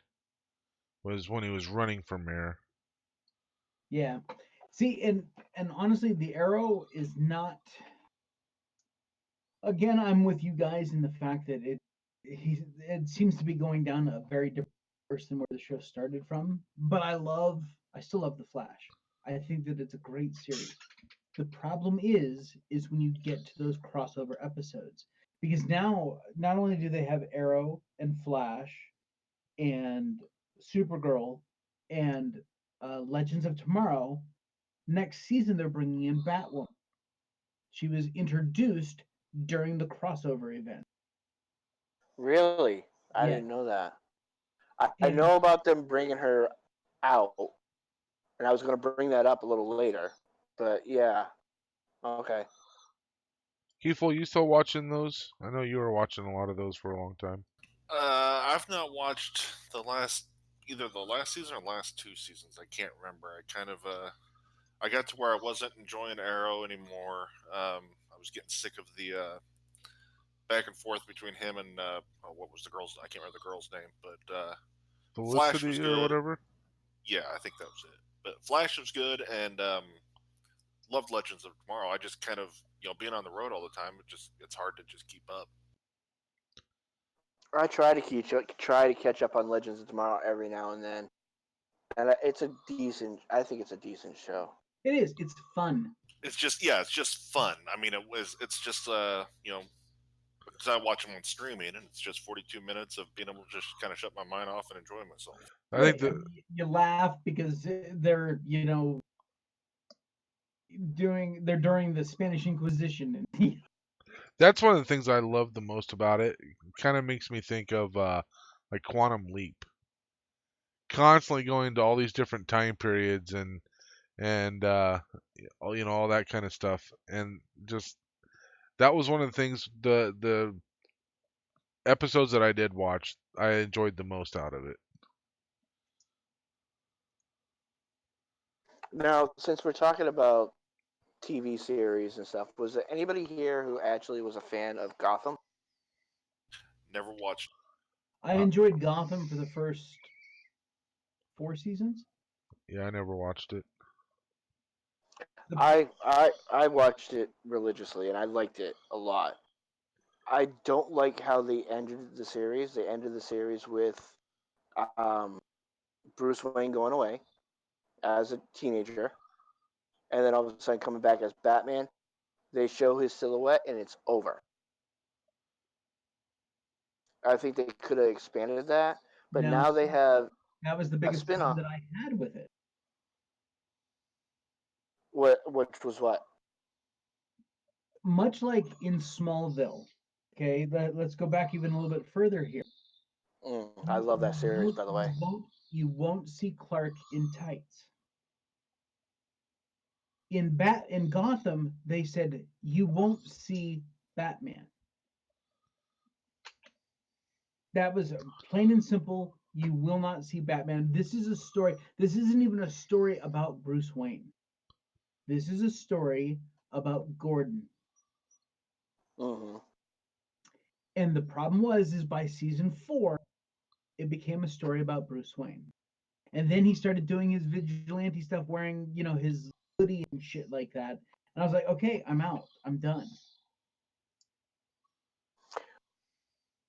I can see that, but what I liked about that is they actually took a bit from, I think it was a fan fiction called Batman Fire or something like that, where Gotham became under siege,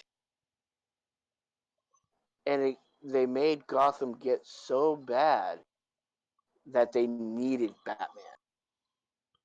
Isn't that the way it always is, though? Well, yeah, I mean the typical story, and I think they did it very tasteful. Like I loved the character who they had play um, uh, the Joker. He's from another series on Netflix about a white trash family trying to make it. Um, I don't like the fact that they had him have a twin brother. Um, I liked somewhat how they did Bane, but movies, TV show have never done Bane correctly because Bane is a Spanish character,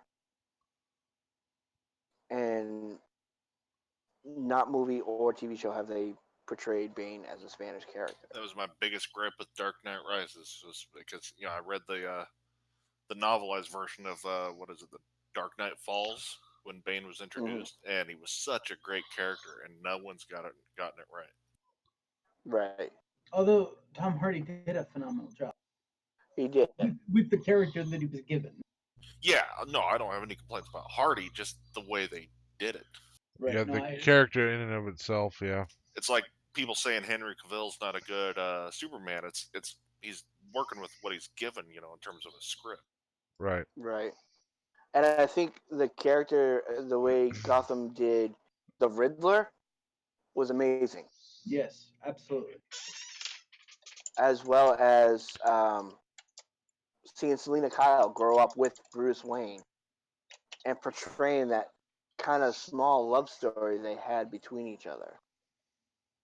And that actress is phenomenal. Yes, I can't remember her absolutely. name, but I mean, she's like a classically trained dancer and stuff like that. So for her to do the Catwoman kind of moves and stuff like that, you could tell that it was her. It was graceful. It was nice. And I actually liked how they made her come into her own character. As much as I love the original Batman movies and Selena Kyle was killed by what's his face and brought back by Cat, in Gotham they had her trained by a woman who had become part of Ra's al Ghul's assassins, and she became Catwoman without becoming Catwoman. Right.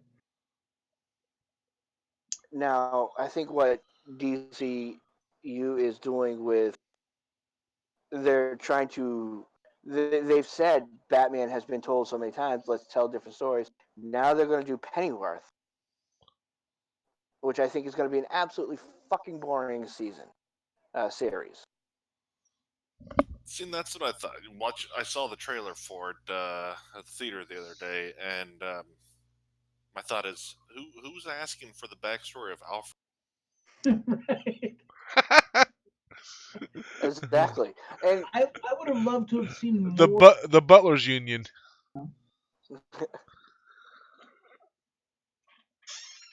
what were you saying, Vic? Oh, I just said I would have liked to have seen even more of Jim Gordon, Yes. because the guy that played him on Gotham was awesome. Yes. It wasn't the Jim Gordon you know, which is what I liked. Right, because the Jim Gordon that we all know is Commissioner Gordon. And when Gotham started, he was a detective. I loved that. And it actually got to a point where everybody hated him, including his fellow officers hated Jim Gordon.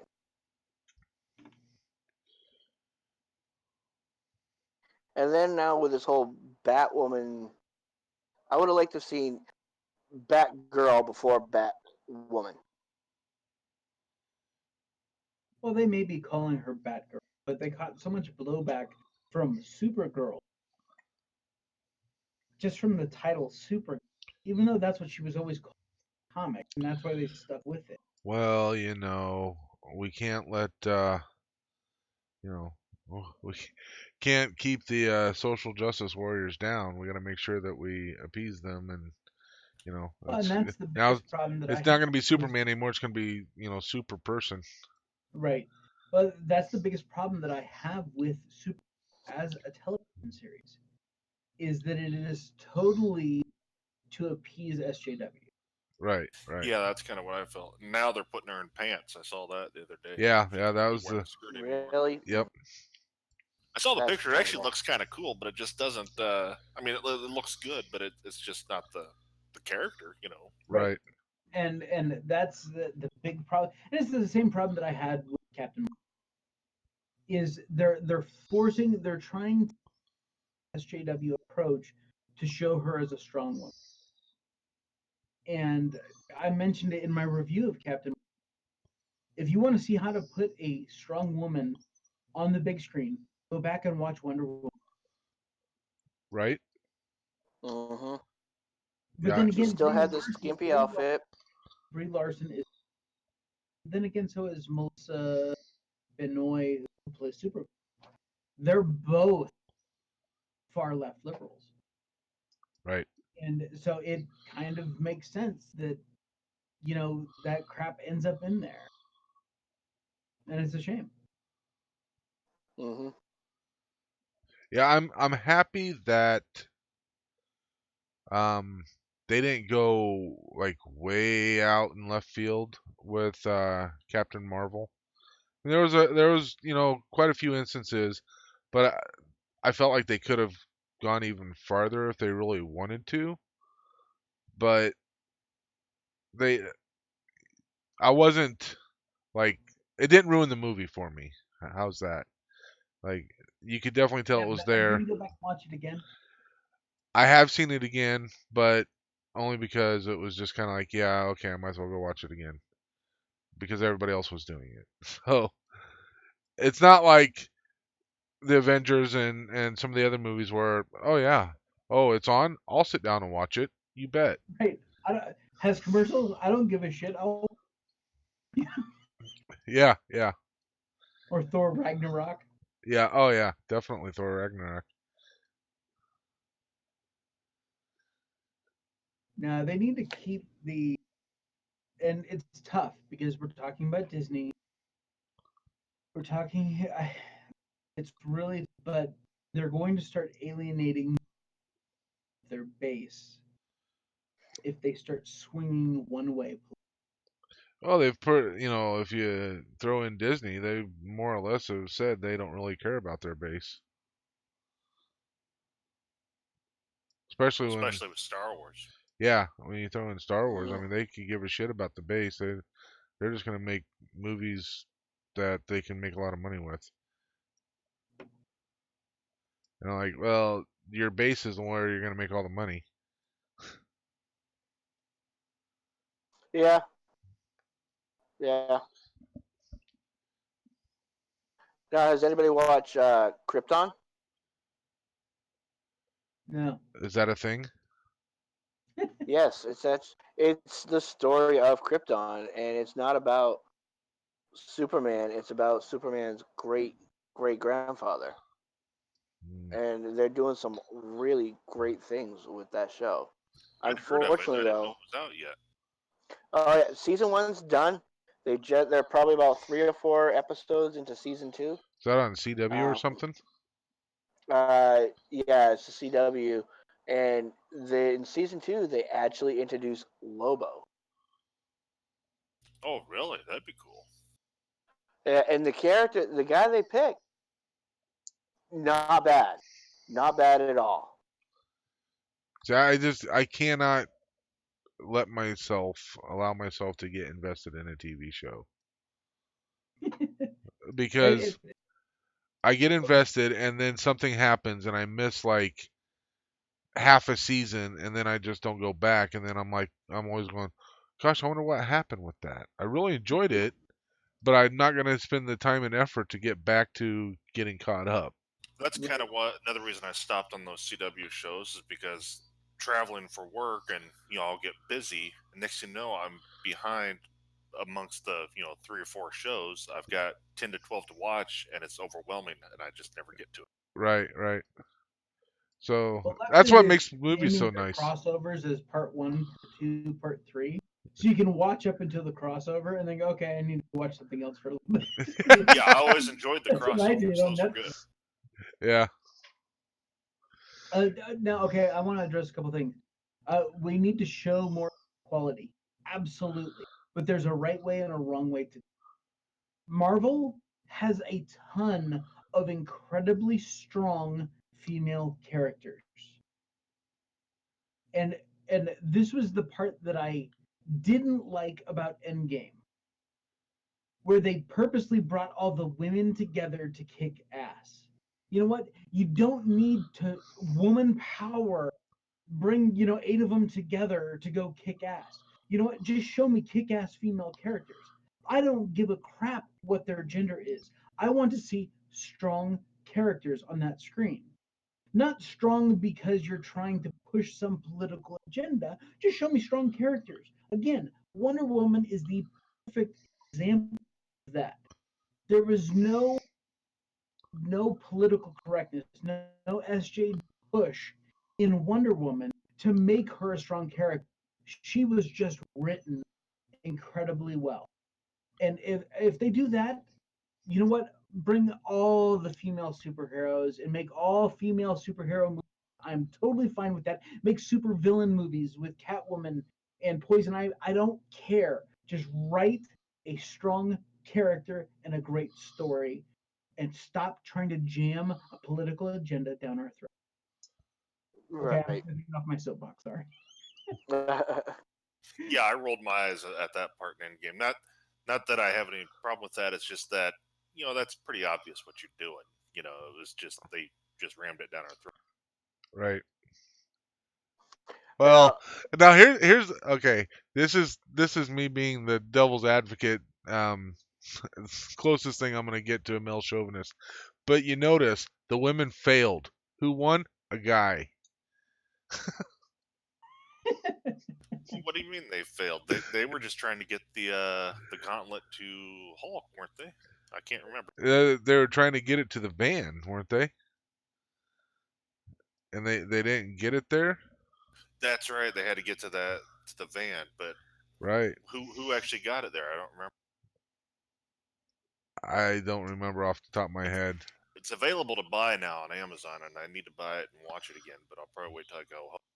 Right. speaking of Amazon, now this is not. I don't think this was ever originally a comic book, but they have a great series going now, called The Boys, and it's what if superheroes.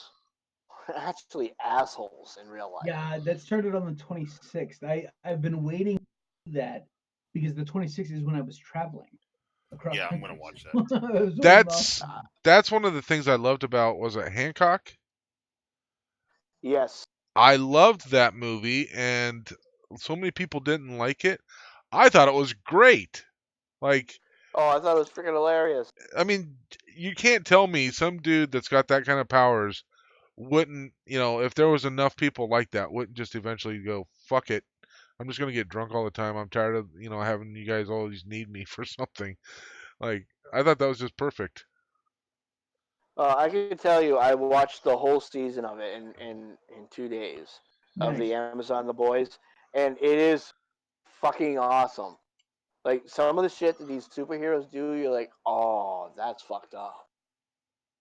And it But has you could Carl see them Urban, doing it. so What's that?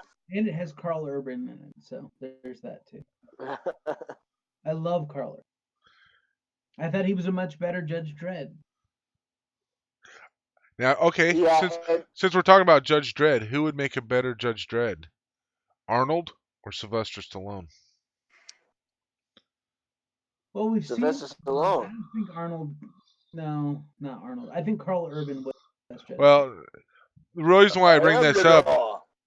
the reason why I bring it up is because um, originally Schwarzenegger was supposed to have that role,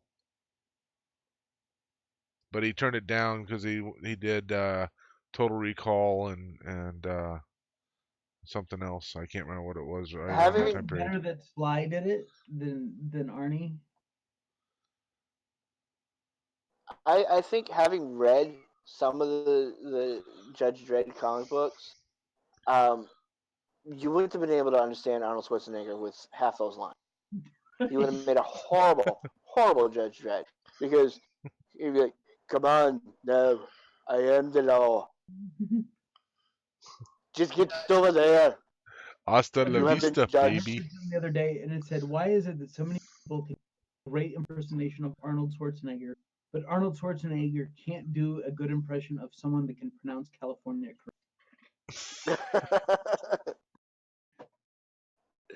The guy's been in America long enough. He should have lost a little bit more of that accent. Yeah. The accent is strong with this one. Now, I can also remember back in the 80s, and I don't know if many people know this, there was a Nick Fury movie, Yes. and it was played by David Hasselhoff. Yeah. Hasselhoff. Oh, it And was it a was TV movie, wasn't it? Yeah. it was one of the most horrible. I think I saw that. I remember Oh my the god. Captain America movie back in like 1990. Oh yeah. Yeah. Now, do you think they should redo a Nick Fury movie and have Samuel L. Jackson do it? If it's gonna be like his origin story, no. I mean, Sam needs to be in the film. Don't get me wrong. But I mean, much like they did with Captain Marvel, they did that whole de aging on him. Good. But I think as his origin story, I think For me personally, I don't think we need an origin story for Nick Fury. I we don't. kind of got that with Captain Marvel. That's what I think. Yeah, I mean, you can get his origin story through enough other places. Like Captain Marvel and some of the other stuff. You can kind of get it that way. I don't think that you need to have a whole. It'd be a hard thing to have him carry an entire movie. I don't know how they would end up doing that. It might be interesting, but it's not something I need. Yeah, I think the character is better as a supporting character in all the movies like he is. It's much like we didn't need an origin story for Han Solo. Oh, exactly. I was actually sitting Oh there thinking god. that we did not need a Han Solo movie. I enjoyed it, Use Space Heist as a and Wookiee. That's what that film should have been called. yeah, I enjoyed it, but we didn't need it.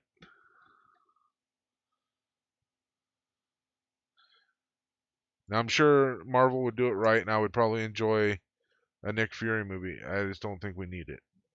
I don't think it serves any purpose to tell the story. And that's the thing, bringing up the whole SJW thing. If it doesn't help support the story, there's no need to have it. Right. Just whatever it is, as long as it supports the story, great. Move on with it, whatever. That's fine. Don't just throw out a movie just so you can make a couple $100 million for the sake of doing it and not have it lend to the overall MCU story. Absolutely. Sorry, that would be hilarious. That would be hilarious. But you know what? Actually, okay. If you want to go back to the Judge Dredd, the original was Sylvester Stallone. The guy, what was it, Amanta Sada, whatever his name is, who played the opposite role, who played Judge Dredd's clone, I think would have made a better Judge Dredd than Sylvester Stallone. Probably.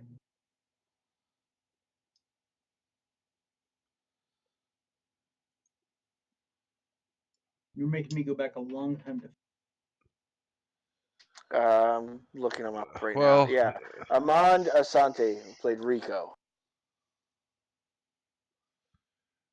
problem is you're talking about a movie that, yeah, I've seen a handful of times, but it's not on my must-watch list that's out there. Oh, that's a movie I'll watch over and over and over again. Slacker, I'm okay with being out there for. We didn't need to see it in the movie. Him making the Kessel run, we didn't need to see that. The idea is that in the original film, they sold us that making the Kessel run that, in that time frame was impressive because Harrison Ford delivered it. Hey, I'm the one that made the Kessel run. So we knew, okay, that's wow, that must be something good because it was the implication of him saying that sold that. We didn't need to see it, in my opinion.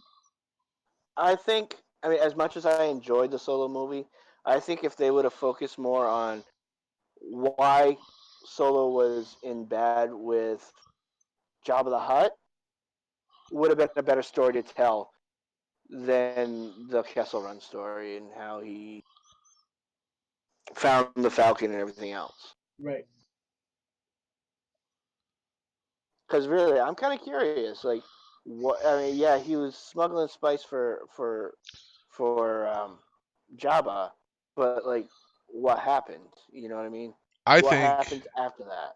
I think to do the Han Solo movie right, what they needed to have was Harrison Ford talking to a reporter, telling his life story, and then they just do a series of flashbacks. You don't have to have all the other stuff. You just have, you know, here's him winning the Falcon from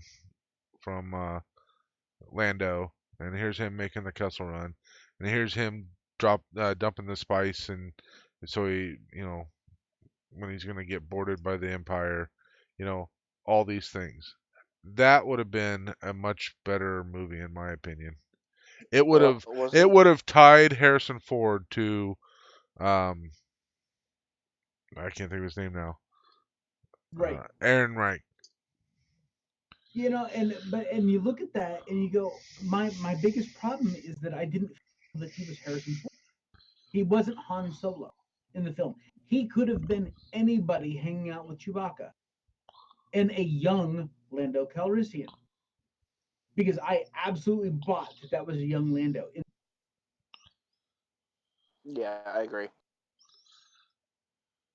But Gary, that storyline isn't that the same storyline to Young Guns too? Wasn't it Billy Kid who was telling a reporter a story about what happened after the first movie? They made a Young Guns too? Just kidding. Oh, how dare you, man! You're Wow. quickly not becoming my friend.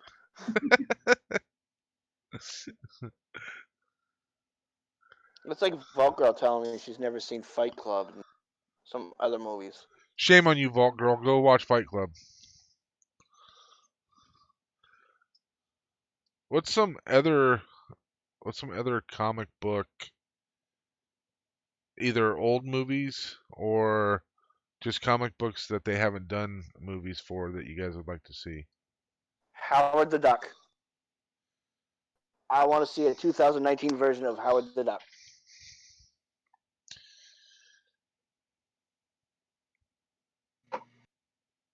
Yeah, they've teased at him a little. They Yeah. did, and it looked amazing. That 1 second shot of Howard in that bar was an amazing shot. And Or I nearly when lost it when I saw him. when he was being held by the collector. And let me just say, Benicio del Toro, awesome. Yeah, I liked him as a collector. I didn't like him in The Last Jedi. I agree. His character was useless in that movie. Yeah. Um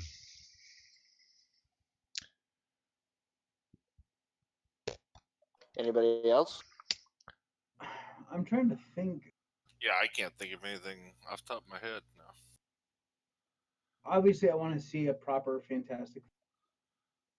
Yes.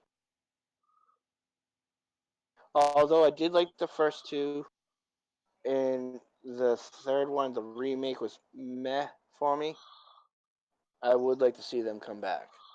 Now, see, I thought that it was way too early for the franchise to be introducing the Silver Surfer. It's like they're like, fuck, what do we do? I mean, one of the powerful beings in the universe, and he's in the second movie. they had to get the hype up somehow. Yeah, well, yeah, but like I loved Michael Chiklis as thing. So what are you gonna do, Well, I Yeah. thought Chris Evans was good as Johnny Storm as well. right? And Jessica Alba's just good in everything. And did nothing. Yeah.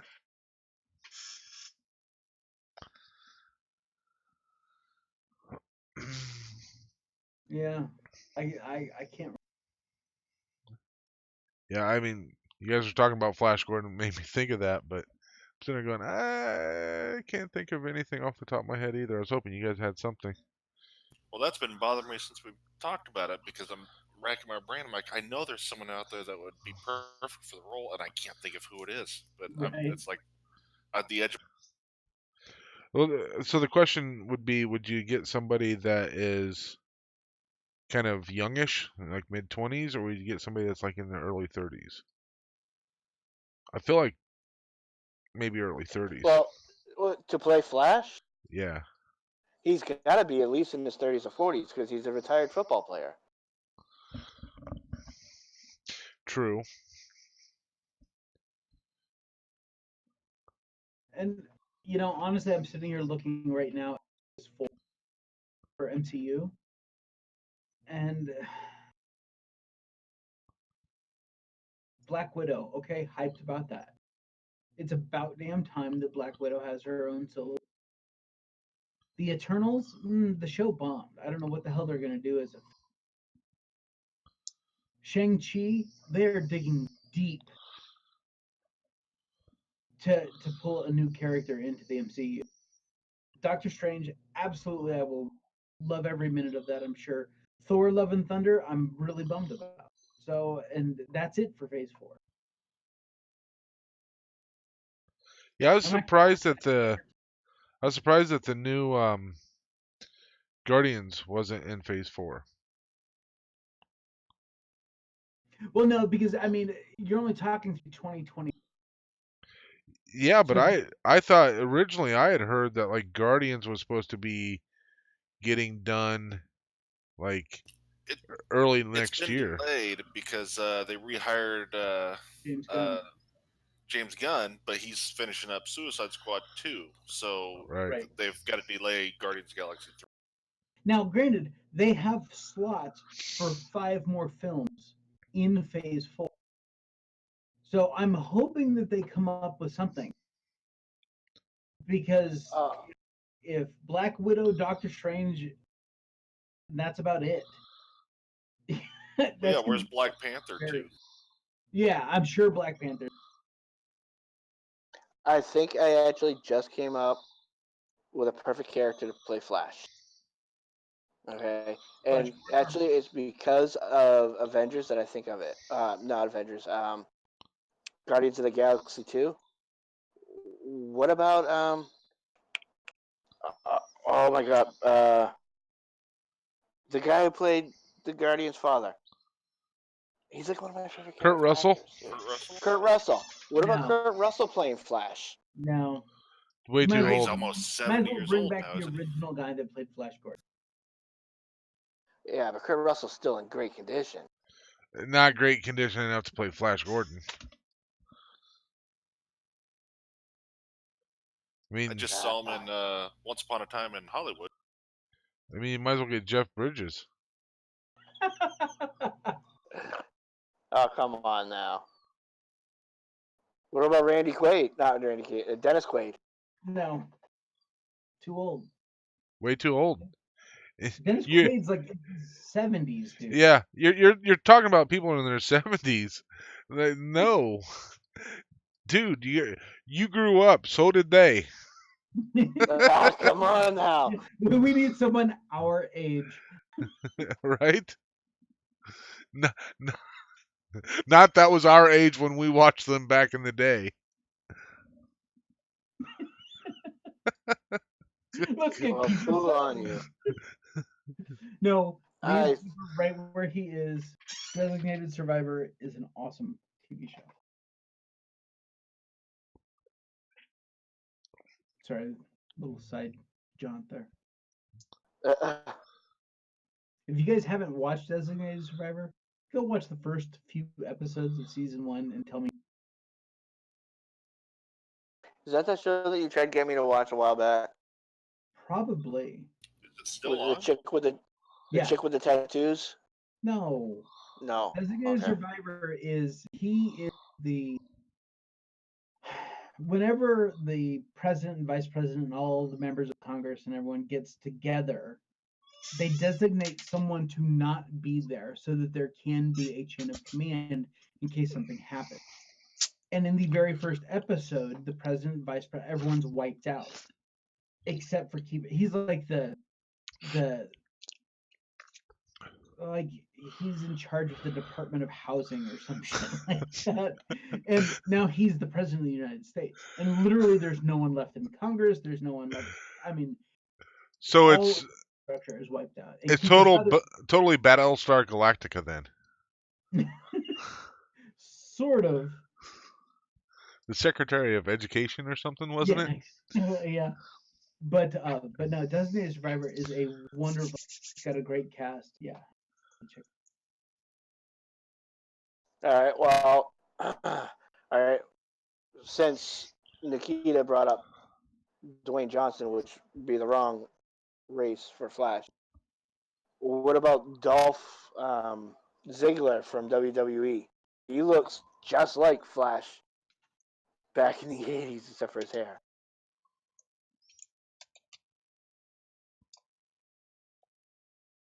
Kevin Costner. Yeah, right. Excellent, sir. I love it. No, I think we need to get Dwayne Johnson into superhero films though. Dolph Ziggler's too big to play Flash, I think. Like I said, isn't Dwayne Johnson going to be the Black Adam? Oh, see, I would sign me up. Yeah, I think they announced that he was supposed they were at one point going to have him in the Shazam movie. They mentioned him. They mentioned the character, but they decided to wait and just do his own movie. That's the rumor.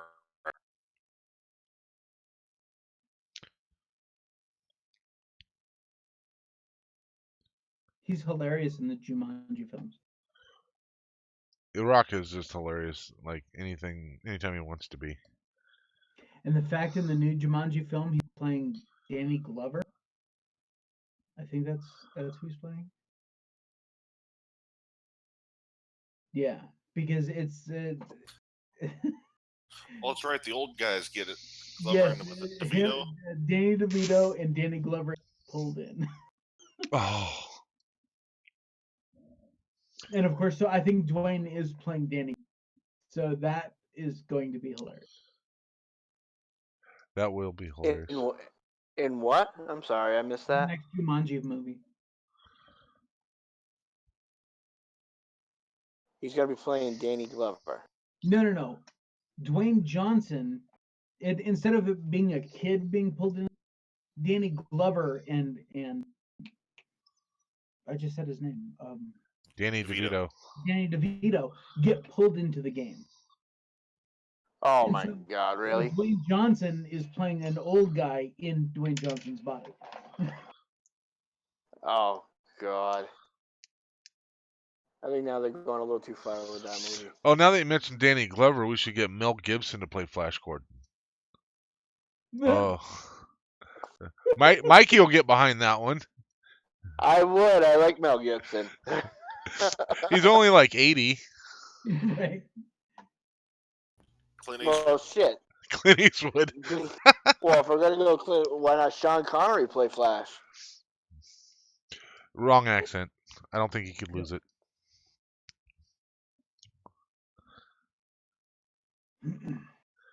We could go SJW and have Betty White. Oh, Flashette.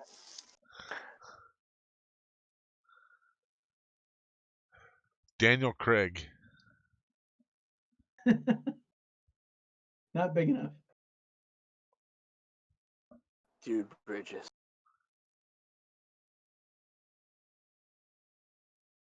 So, is there anything that's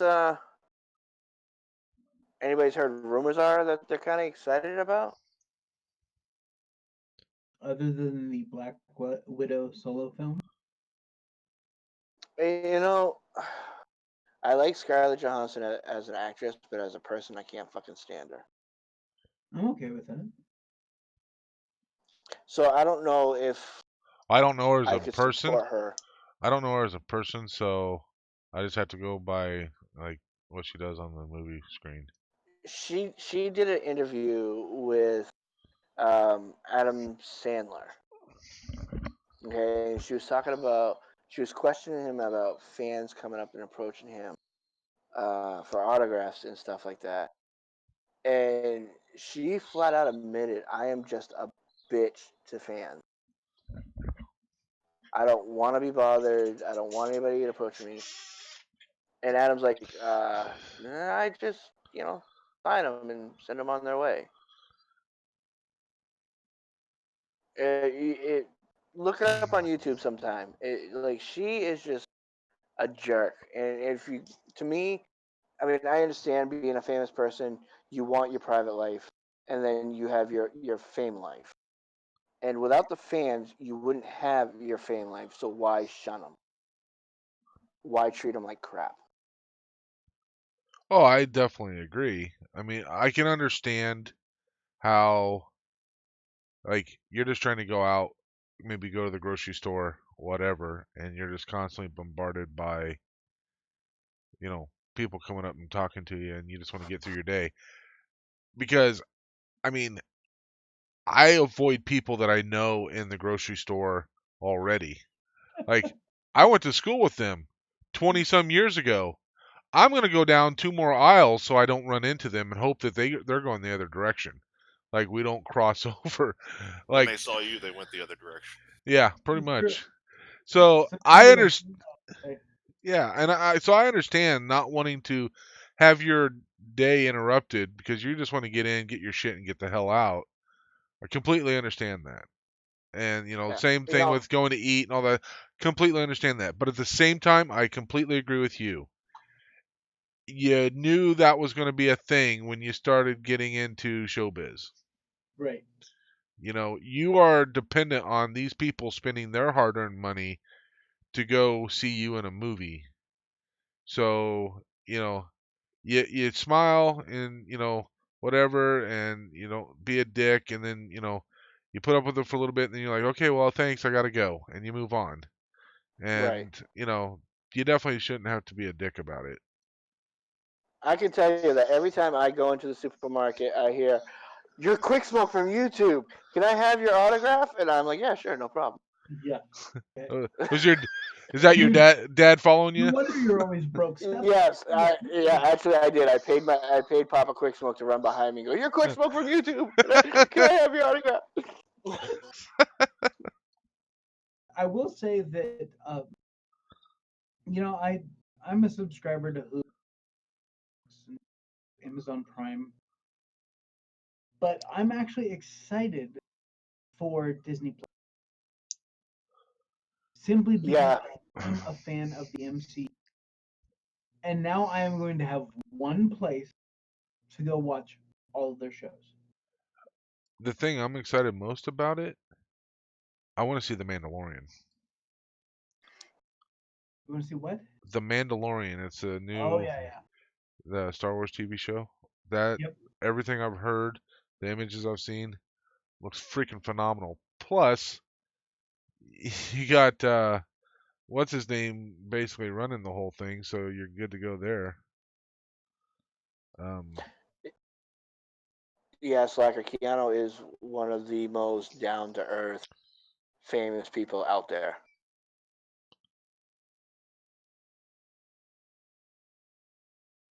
John Favreau. Sorry. Love John Favreau. Yeah, and he's basically running the whole thing, so I think he'll do it right. But But I completely agree with you. Put all the MCU stuff on there too. Disney's got a crap ton of good content that's going to be on there. Because aren't they doing the Hawkeye series as well? yes, And that's The going to be on Falcon and the there, Winter Soldier. If you ever wanted a buddy cop superhero right? TV show, there it is. The Falcon and the Yeah, because those two play so well with each other. yeah. WandaVision, I don't know. Loki sounds like a lot of fun. Loki turned into an incredible character. But how are they going to do the Loki though? Didn't they confirm it's the Loki from Endgame that is in an alternate timeline? Yes. You remember he vanished with the Tesseract? Yep. Yeah, I was wondering what they were going to. I knew when that happened, I'm like, they're going to do something with that. And so, yeah, I'm not surprised that that's what they're going to do. And I'm totally fine with it. And from with Disney buying controlling interest in they're talking and because they also own ESPN, they're talking about doing different bundles where you could get like Disney Plus and Hulu for like $2 more than what you're paying the good package on Hulu already. That totally makes sense. I actually forked in the extra $7 to get HBO with Hulu. So yeah, I paid an extra $2 to get Disney, the Disney Plus or whatever it's called. Keanu Reeves already was a super. Was he? He was Yep. Neo. My name is Neo. Well, he also played Constantine too, but Yeah. I liked him in Constant. oh yeah, I think he's an awesome actor. Johnny. Yeah. Oh my god, that's going way back. Yes.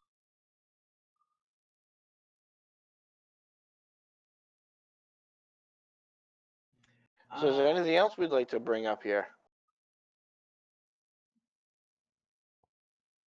Well, we could talk more about how DC has got their universe all Don't you jacked up and dare stupid. say it. I swear to God, dude, how you can have cartoons, TV shows, and movies, and none of them are playing in the same area and have the same characters in every place.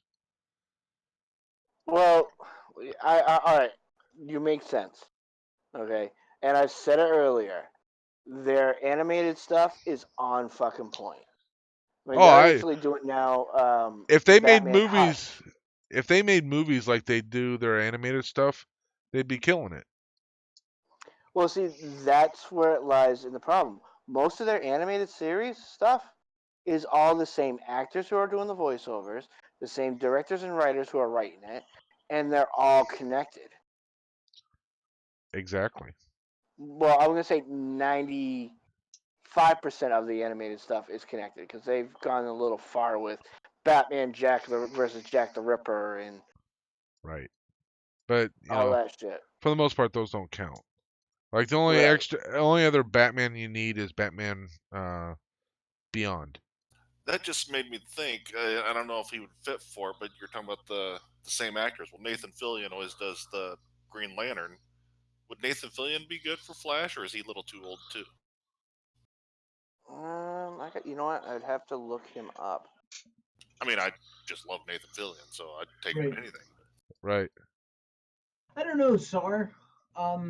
Again, going back to Keanu Reeves, I mean, if you look at the depth of different films that he's done, I never once in any of the John Wick films said, "Oh, look, Constantine," or "Look, it's Bill." It's Neo. Oh, you know what? All right, Yeah, he's from yeah, Kefull. He's Yeah. from Right. Firefly. Yeah, he would make a decent Flash. Yeah, Malcolm Reynolds. Yeah. Yeah. And I could even.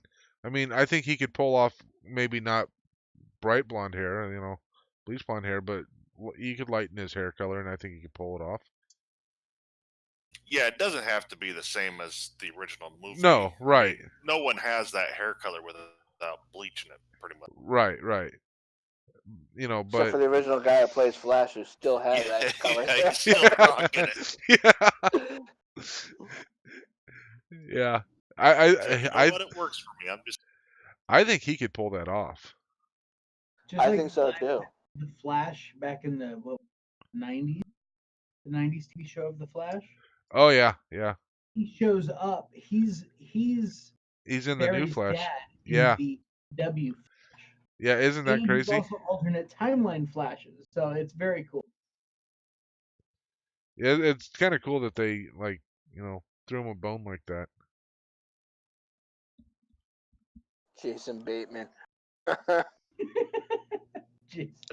Jason Bateman would be the doctor dude that was with him, the comedy relief guy.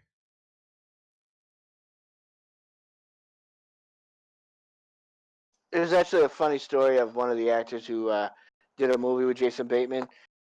He's such a funny guy, but he's so serious when he's acting. They had a bet that how many times they could make Jason Bateman laugh um, during a set because he's so serious when he acts. Sar, I don't know if Alan would actually be. I mean, he plays such a great role on. Hell, the show may be off the air. Orville. Orville, no, it's going to go into its new season soon. Nice. All right. Cool. I love that show, The Orville. Oh, I such love a funny Alan. show. Alan on Orville is. wait. Has the second season already been out for that, right? Yes. Yeah, they're You know, going to like I need the to catch third up or on the that. fourth.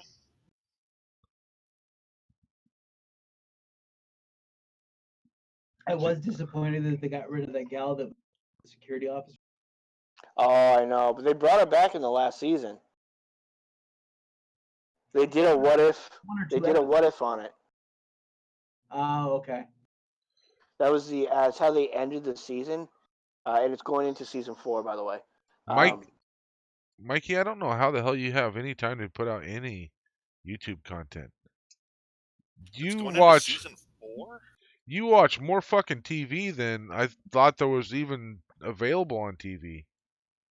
Well, don't forget, I haven't worked since Thanksgiving This is true. of last Dude, year. Orville is a show created by Seth MacFarlane.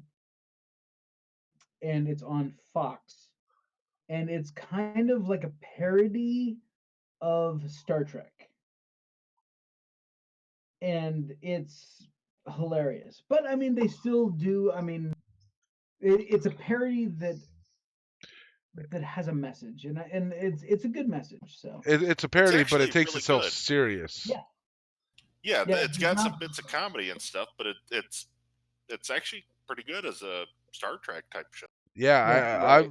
I've seen a couple episodes, and if I were to pick a TV show or a couple, that would be one of them that I would at least consider watching because Well, I watched the a first on couple Hulu. I just gotta watch season 2 now. Apparently, yeah, the first couple episodes I saw I really enjoyed. Oh, you got to watch seasons 2 and 3. They're yeah. all on Hulu. Yeah. Well, I don't and turn the TV on much, so I forget about. well, yeah, when you're driving, uh, Seth does such a great job because he's the writer, the producer, the main character. That dude is jumping a lot of hoops for that show. That is his show, and you're right, it is so well written. Mm-hmm. The comedic aspect of it is so perfectly timed. It's like his formula is down pat, I think. And come on, who cannot love Norm Macdonald as a gelatinous blob? Right.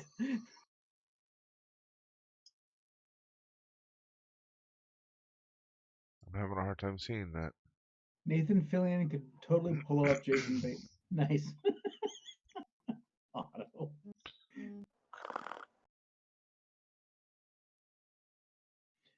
So, what are we excited about over the next couple of years? What are we excited? Superhero. Before we answer that, because I know you know the answer to this, I want to get back to Shazam for a second. Okay.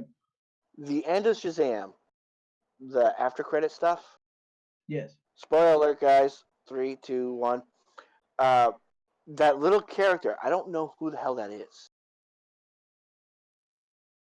Wasn't in the credits. Yes. You know how they flash this little character somewhere talking about something's ready to come or whatever? I He haven't was like seen a it. little 4-inch character. I Did you must have see that part? missed. No, what I'm saying is, didn't they have that character's name in the credits? I don't know because it was one of those the credit rolls, and I think it was like at the end of the credits they showed him for like 3 seconds, and it was a teaser for the next Shazam to come. I must have missed that. I remember wasn't the him going to lunch and bringing Superman with him? Wasn't that mid credits or something? That was mid credits, but then they did it a little further. Go back and watch if you have it on DVD or can watch it again. Watch all the way through to the very end of the credits. There's a little character that shows up, and he talks about something, and I'm like, because I was never a big Shazam fan, I didn't know who that character was and who they're teasing for the next That's the thing. movie. I probably won't know who it is anyway because I was never a Shazam fan either. So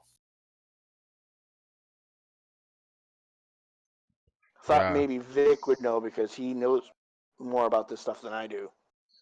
I, Are you talking about Mr. Mind?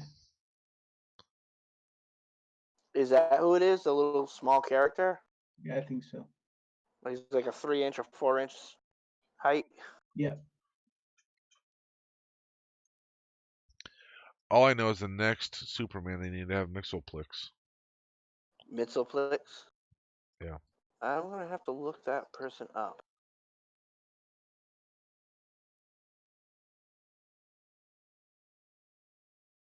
Because Hawk seems to say it's him.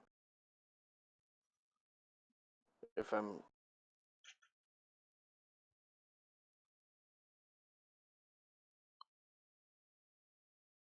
His name is Oh, you Caterpillar. know what?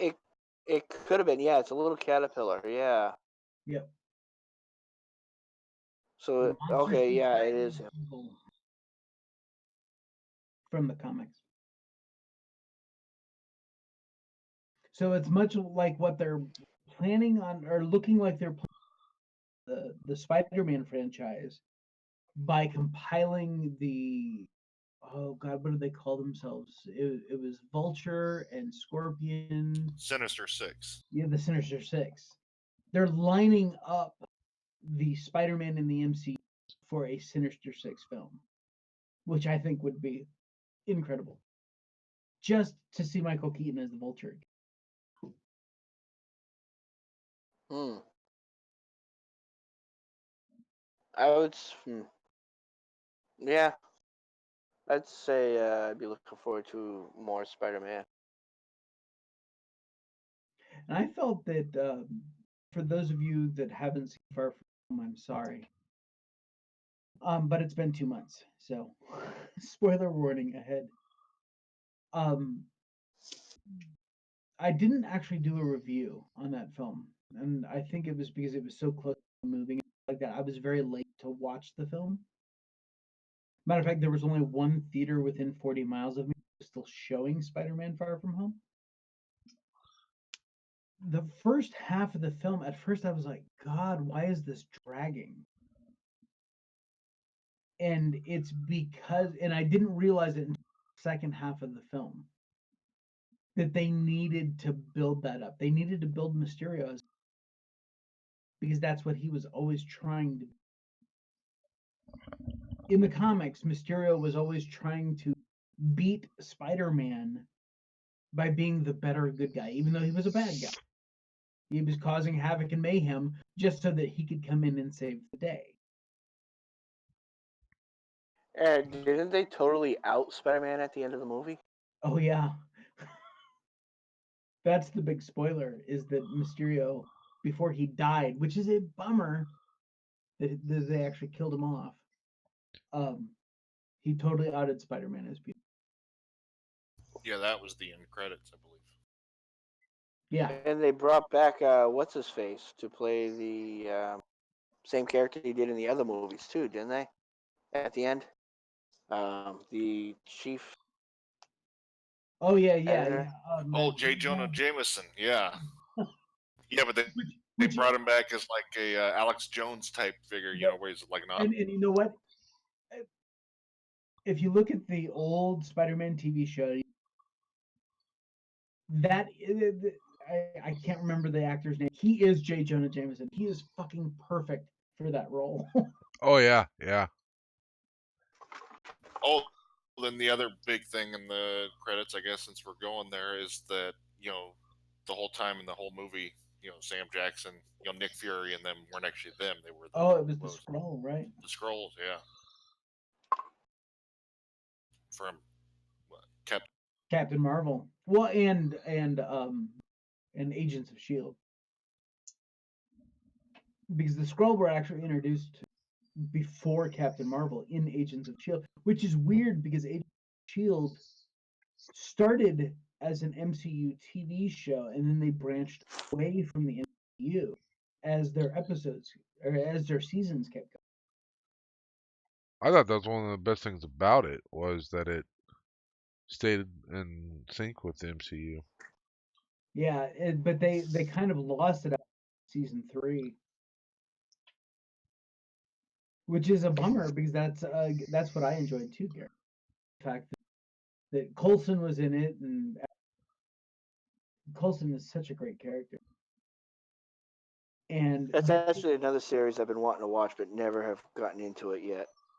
what, Agents of Shield? Yeah. Yeah, the first few seasons are like fit right in with the MCU. It's great, and then they really hit a hard turn to move away from the MCU.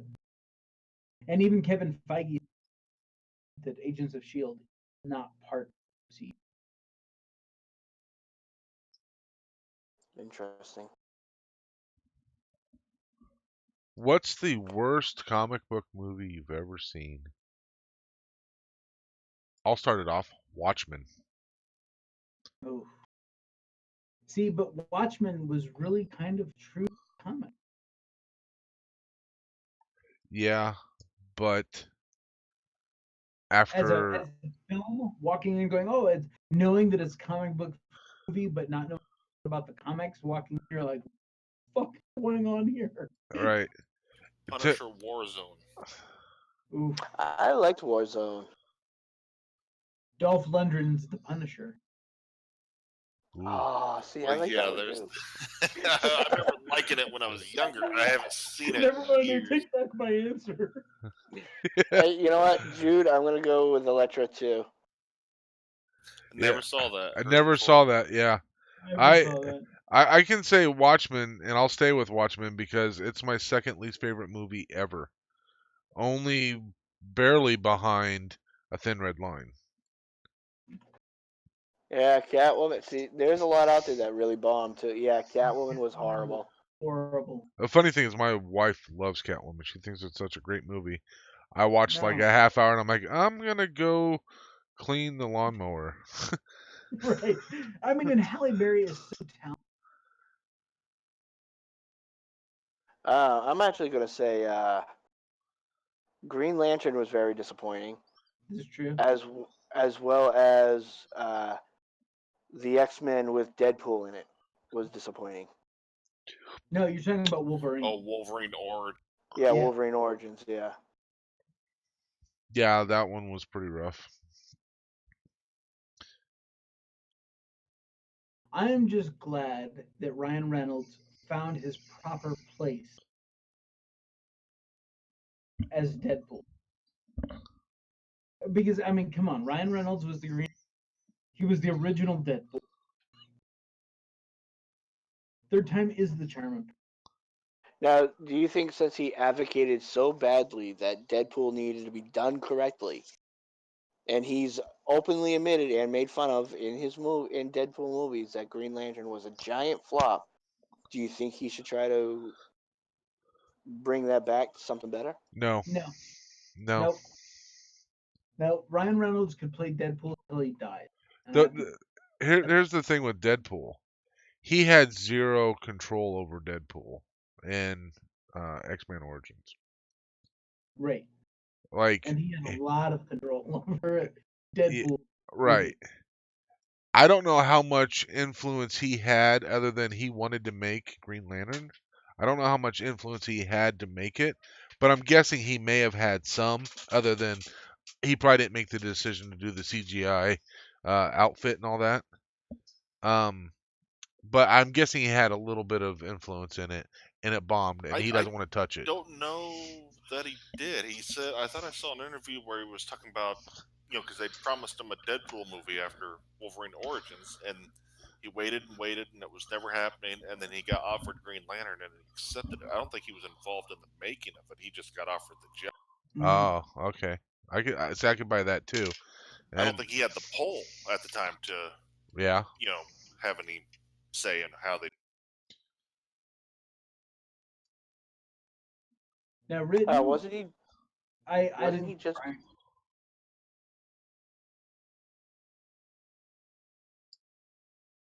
sorry, what was that? Just. Oh, written said I I was did gonna say. a couple of the shows. Oh yeah, Ryan Reynolds was just coming off of Van Wilder when he did Wolverine Origins, wasn't it? Van Wilder, or it might have been like Blade Trinity or something. That's something we have not talked about at all. The Blade movie. Well, they are bringing Blade into the MCU. That's what I right. heard. Yeah, yeah, it's in the future. Yeah, they announced the actor. They brought him out on stage. Oh, who are they making Blade? I can't remember his name. I recognize the guy, but I can't tell you what he's been in off the top.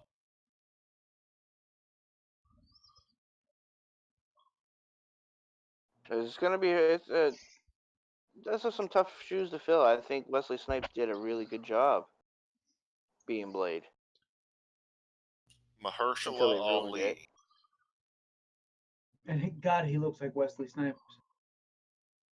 Holy shit, he looks like Wesley. Mahershala Oh, that's Ali. right. He was he was in the first Luke Cage season. Yep. Trying to remember what his character's. I mean, Jesus, the dude's a two-time Oscar. Oh yeah, okay, yeah, he does look like yeah. Oh, he's played a lot of good roles. Yep. He was in House of Cards. He was Luke Cage.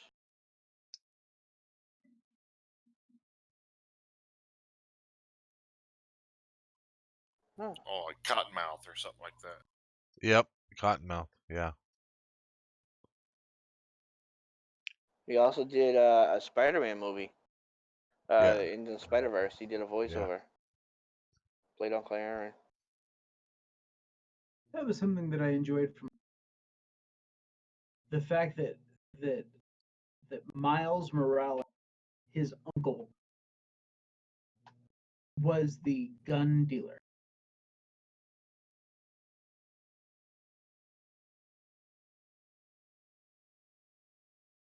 Did anyone catch that? No, say that again. Okay, Miles Morales, right? He's one of the Spider-Men. He is like the focal point of Into the Spider-Verse. Mm-hmm. His uncle was in Spider-Man Home. He was the gun dealer. Oh, okay. Well, And he actually brings him up when Spidey's interrogating him and he webs his hand to his car. He says, "Hey, my nephew Miles lives in that neighborhood." Oh, Donald Glover, right? Yeah. Yeah. And I thought it was kind of cool that they just brought up Miles in the Spider-Man. yeah, it's a nice little Easter egg I didn't even catch. Wow. What if Jason Statham grew out his hair?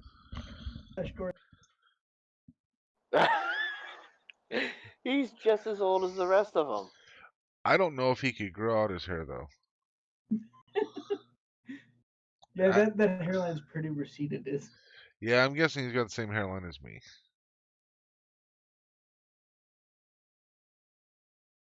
Now, besides me and Vic, has anybody else? I haven't watched the whole thing. Has anybody else seen Into the Spider Verse? I have not yet. I keep meaning to watch it and I keep forgetting about it. Yeah, I've And heard. it is on I think, Netflix now. Yeah, I've heard it's pretty stellar.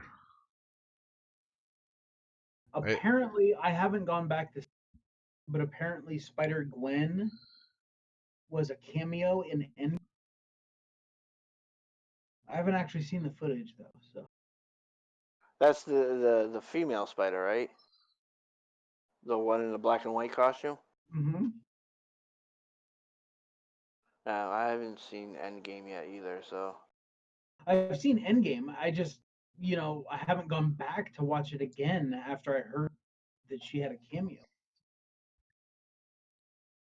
I mean, there were now. so that final fight with Thanos. There were so many people in there. It's hard. It's kind of like watching Ready Player One and figure out every freaking character that's in the final battle. You know? Right?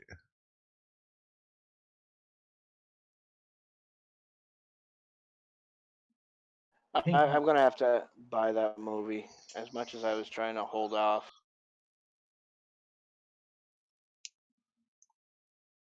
you got to watch them in order, Mikey. All 22. Yeah. I've seen them all. I've seen all of them except for Captain Marvel and Avengers Endgame. Honestly, I you could skip Captain Marvel, and you would be totally fine watching Endgame. Captain Marvel has absolutely nothing to do with Endgame. All you have to do is know that Captain Marvel's there. Right. That's about it. Like that's why I watched Right. it the second time is because my wife hadn't seen it and she wanted to see Captain Marvel before we watched Endgame. So we went and saw Captain Marvel, and then like the next day or two, whatever, went and saw Endgame. And yeah, even watching it a second time and then watching Endgame, it's still you're still watching going, this has nothing to do with it. Like Yep. it's not needed. I think I can watch Endgame tonight after this because I believe it's available on Vudu for early release. I mean I've seen I loved Ant-Man. I loved both of them. I was not a huge fan of most of the Avenger movies. Dude, Um, I didn't really? like Civil War. I didn't like Civil War. I thought Civil War was very boring until the end. Really? Yeah. Are you sure you Uh, like comic book movies? I do. I told you I am Or not a or you just huge. or you just like walk around with Private the knee Marvel as pads. much as you can. Yeah, you just walk around with the knee pads for Batman and then just call it a day and say I'm a comic book fan. Maybe. Hey, you know what? If Batman was in front of you, you'd drop to your knees too. Okay. Only because he like pushed me down there. That wouldn't be by choice. Um, I loved Thor Ragnarok. I loved most of the Thor movies, except for Number 2. yeah, the Darkness one. Is that what it is? Yeah. The one Yeah. with the So, dark elf. Yeah. yeah, I thought that was very boring. Um, I But thought. but understand that that movie was actually required to understand, especially Endgame. Oh, I get it. I get it. Like a lot of the movies. I mean, I'm a fan of the MCU movies for the fact of how they tied them all together, except for the Hulk movies. And I enjoyed the Hulk movies. I've watched all of them. I just haven't caught up on the latest ones, and I really, really enjoyed. Uh, oh shit, the one before Endgame, Infinity War. Infinity War. Thank you. I thought that was brilliant how they did it, and I actually it. There were parts of that movie that actually made me tear up when Thanos got that last ring, that last stone. Dude, you're gonna be After that, sobbing like a little schoolgirl by the end of oh, Endgame. I'm sure I'm going to be calling you up asking you to hold me. Especially like when what's her face realizes. Sorry, Star Lord realizes that um, his girlfriend sacrificed herself. His emotions in that, and well, the one that really, really got me like kind of welling up was Peter Parker Well, yeah. I mean in that. Iron Man's arms. Yep. But I mean, they were great movies. I liked most of them. I wasn't a huge fan of, like I said, most of the Captain America ones. I loved all the Ant Man ones, most of the Thors. Um, I loved Doctor Strange. Oh yeah, me too. Benedict again. I I am a huge fan of Benedict Cumberbatch, and it goes well beyond Doctor Strange. Watch Sherlock from the Yeah. BBC. Watch The Imitation Game. It's a movie about Alan Turing during World War II and how they cracked the Enigma machine. What's that movie he played in where he played a bald guy? Oh, Jesus. He was amazing in that too. He's amazing in everything. Only if you rub my shoulders, true. Only if you rub my shoulders. But you know what movie I'm talking about, right? He was I'm looking. completely bald in it. He No, is, and he's an amazing actor. I don't know what you're talking about. Oh, I even loved him as Khan in Star Trek Into Darkness. I think that's the one I'm talking about. But he wasn't bald in that, was he? No. No. Oh, but he was amazing in the Star Trek movie. He is going to be in a movie in November that I'm really, really looking at. And it's called The Current War.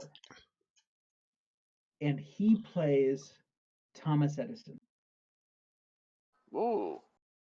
Yeah, and it's about the war Between him and Tesla? and Westinghouse.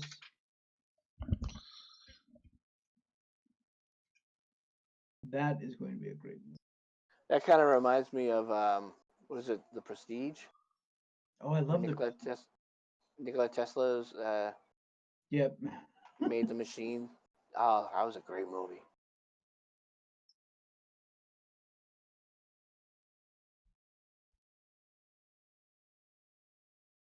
Well, it's getting to be on hour 4. 3 here. Hour 4? Oh no, I guess we started at 7, didn't we? Yeah, Yeah. hour 3. Yeah. Yep. Is there anything else we want to bring up, or do we want to just No, I end think here? Is there anything that the chat wants to bring up? I think we've come up with everything. I don't know if the chat's got anything that they want to. Yeah, I'm gonna have to take off here in a minute. Well, we found the one person That's who looking forward. requested the Pennyworth. Oh, really? Someone in the chat said that. Yeah. Yeah, Dama. Oh, shit. Sorry, Dama. Yes, V for Vendetta. Absolutely. If E for Vendetta is actually that movie doesn't get enough credit, I don't think. It's fairly obscure for a lot of people. Well, most people that even watched it don't know that it's based on a comic book. Right? Yeah. I when I watched it the first couple times, I didn't know, and it wasn't for a few years before I found out. Like I was talking to somebody and like, oh yeah, that's a comic book movie. Another movie that surprises the shit out of me that's a comic book, Red. Oh yeah, Oh, Yeah, yeah. no That was a clue great, that was a great comic book. movies. Or Wanted. Yeah, right. What had about no Sin idea. City? Now Sin City But, that just pretty much yeah. screams comic book to me. Well, yeah. I Well, I I think it don't. was. Go ahead. I was just I lumped Sin City, The Watchmen. Right? Yeah, I it's watched it. I was like, meh. yeah. The Kingsman. Yeah, I think I saw something on that. That does look good. The King's Man. I don't know that one. Now I have to look it up. You haven't seen the Kingsman here? No, he says There's the been. King's Man. Oh, Yeah.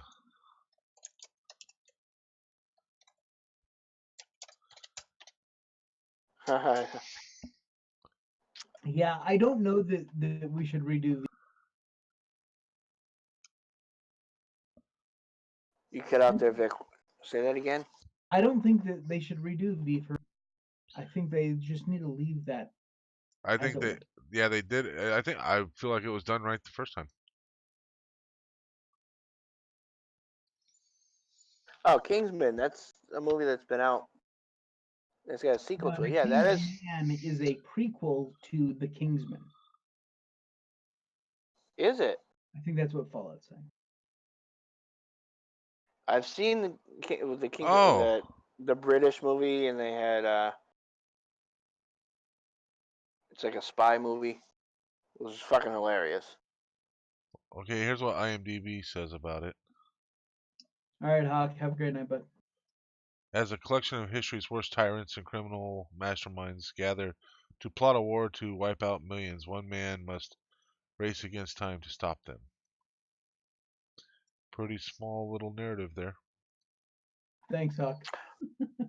You know what else nobody else has mentioned is Nighthawk. Shattered. The M Night Oh, Shyamalan movies. right. Those were comic books before they were movies too, weren't they? No, I don't think so. I think Unbreakable was M. Night Shyamalan trying to create a superhero franchise that hadn't been done before. It may have been, but what I recall, I don't think it was a comic book. yeah. I thought that was all original to his mind. I thought. I'm And pretty sure. and Unbreakable was phenomenally done. Well, Shattered was okay. well, it probably makes you think that it is Glass because was awesome. they talk about comic books and you know, has a very strong comic book presence in it. Oh yeah, and yes, Hugo Weaving was, and that's why they should not. His eloquence in speech cannot be redone. I don't. I wouldn't want to hear any speak as V. Right. I agree. I'm gonna be. I'm gonna have to admit I haven't watched all of V. I've fallen asleep a couple times trying to watch it. Oh, Yeah, I never finished it either. I wasn't into it at the beginning, and it's been years since I've tried. So Yeah. Yeah, it takes a little bit, but once you get like kind of in the middle, in the meat of it, Yeah, they already it did gets to that be pretty written. good. All right, so I think we'll probably start wrapping it up. All right. Before we wrap it up, uh, I want to end it like we normally do, sort of. Vic, is there anything that we could look forward to that's going to be coming out on your channel anytime soon? Uh, well, I'm finally getting a wired connection on probably. The router's been ordered. Right now, I'm staying in the basement of my cousin's new house, and so I will have a wired connection. I am looking at some Fallout 4 stuff here. In short, I need to start all over again, just because mods and updates. I don't need jack with any of that crap. Yeah, that was something you were gonna do a while ago, right? You did not get around Yeah, to it. and so I may see at Museum of. So that is something that I'm looking forward to doing here in the future, as well. In a couple months, I'll be doing some live stream videos of building Lego set, thousands some odd Hogwarts. So I think that might be a little fun to just kind of hang out with you building, just talk about different crap. So yeah. Now, are we going to see you on 76 at all? Because I know you said you were waiting for new content way back when, and I now we got it. I will tell you, Vic, the nuclear winter is pretty fun. As long as you don't come across somebody that's cheating. But that's like one round. It's not like every time you Sure. turn around you're. It is pretty fun, and I hate PvP, but it is pretty fun. As I long as can tell you, as long as it's you're with better a than team. Apex Legends. I don't know, dude. I played season 2 for about a couple hours the other night, and no one else was on. I was looking for people to play with, and no one else was on. So, but Call me next time. yeah, I played Apex Legends for hours with the season 2, and the map. They've made some changes to the map, and there's new stuff. I was running around. I was like, holy shit, where'd this whole complex of buildings come? It wasn't here last time. Um, but yeah, I'll probably I had intentions to do some 76 stuff. I don't know if it will be an existing character. I'm just going to start. Well, I can tell you, don't delete your existing character because the perk cards that you can pick if you decide to do Nuclear Winter really depends on the numbers you have in your special. Gotcha. So, I mean, if you over for the story stuff, that's fine. But for Nuclear Winter, keep your highest level character because you're gonna want to have to play around with some numbers there. Gotcha. All right.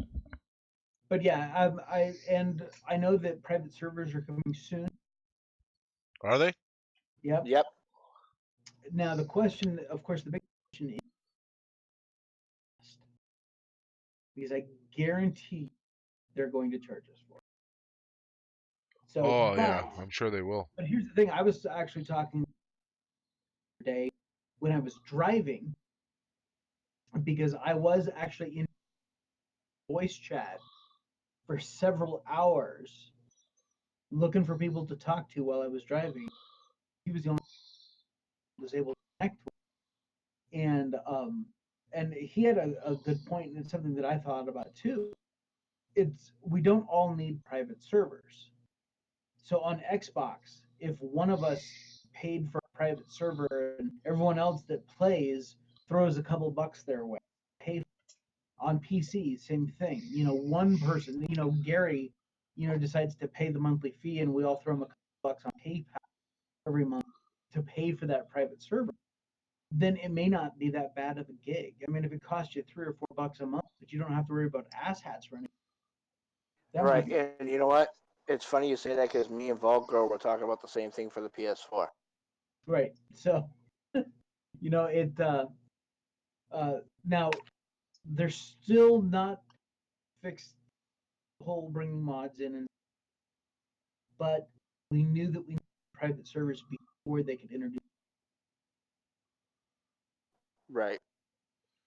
But yeah, that's and of course, I'm looking here after I get a job.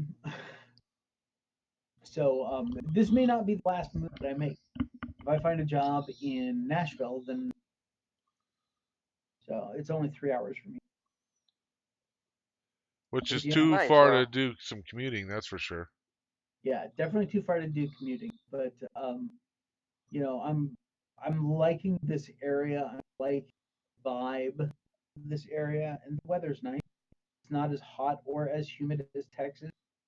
Definitely more humid than San Diego, though. So,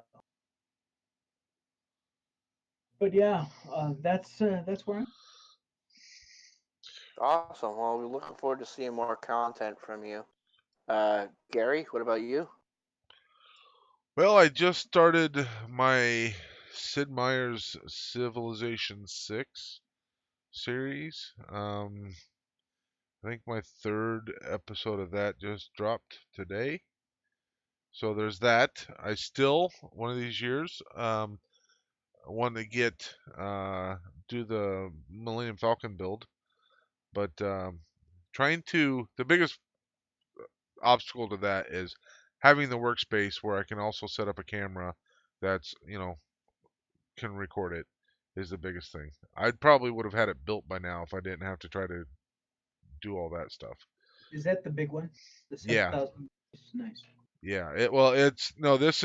This is the 99% movie accurate model from the cost whatever. I can't think of the name of Oh, it. you're talking about Model 9. Right, correct. Yes. So it's like 99.5% movie accurate um to the Empire Strikes Back Millennium Falcon, including size and everything. So Yeah, it was like a movie prop type thing, right? right, yeah. So um they basically took a laser, scanned it all, took a bunch of pictures and everything to use for coloring and all that kind of stuff, and make sure that any pieces that had fallen off, they actually put them back on when they scanned it and everything. So because after so many years of being in storage and whatever, so it's listed as the most movie accurate model out there. Wow, awesome. Yeah, so it's like 3 foot long by 2.5 feet wide or something. And I think Then you'll have to tackle the Lego model. It is the largest set that they've ever used. yeah, I would love to get one of those, and that's another one of those must-have a big workspace. And Oh yeah. yeah. So trying to get the workspace organized and a camera situated to actually get a good angle to record it and stuff is definitely a challenge. But yeah, and then of course I'll be dabbling. And one of these years I'll get back to some Fallout 4 and Mikey's got a challenge out there. I want to get done.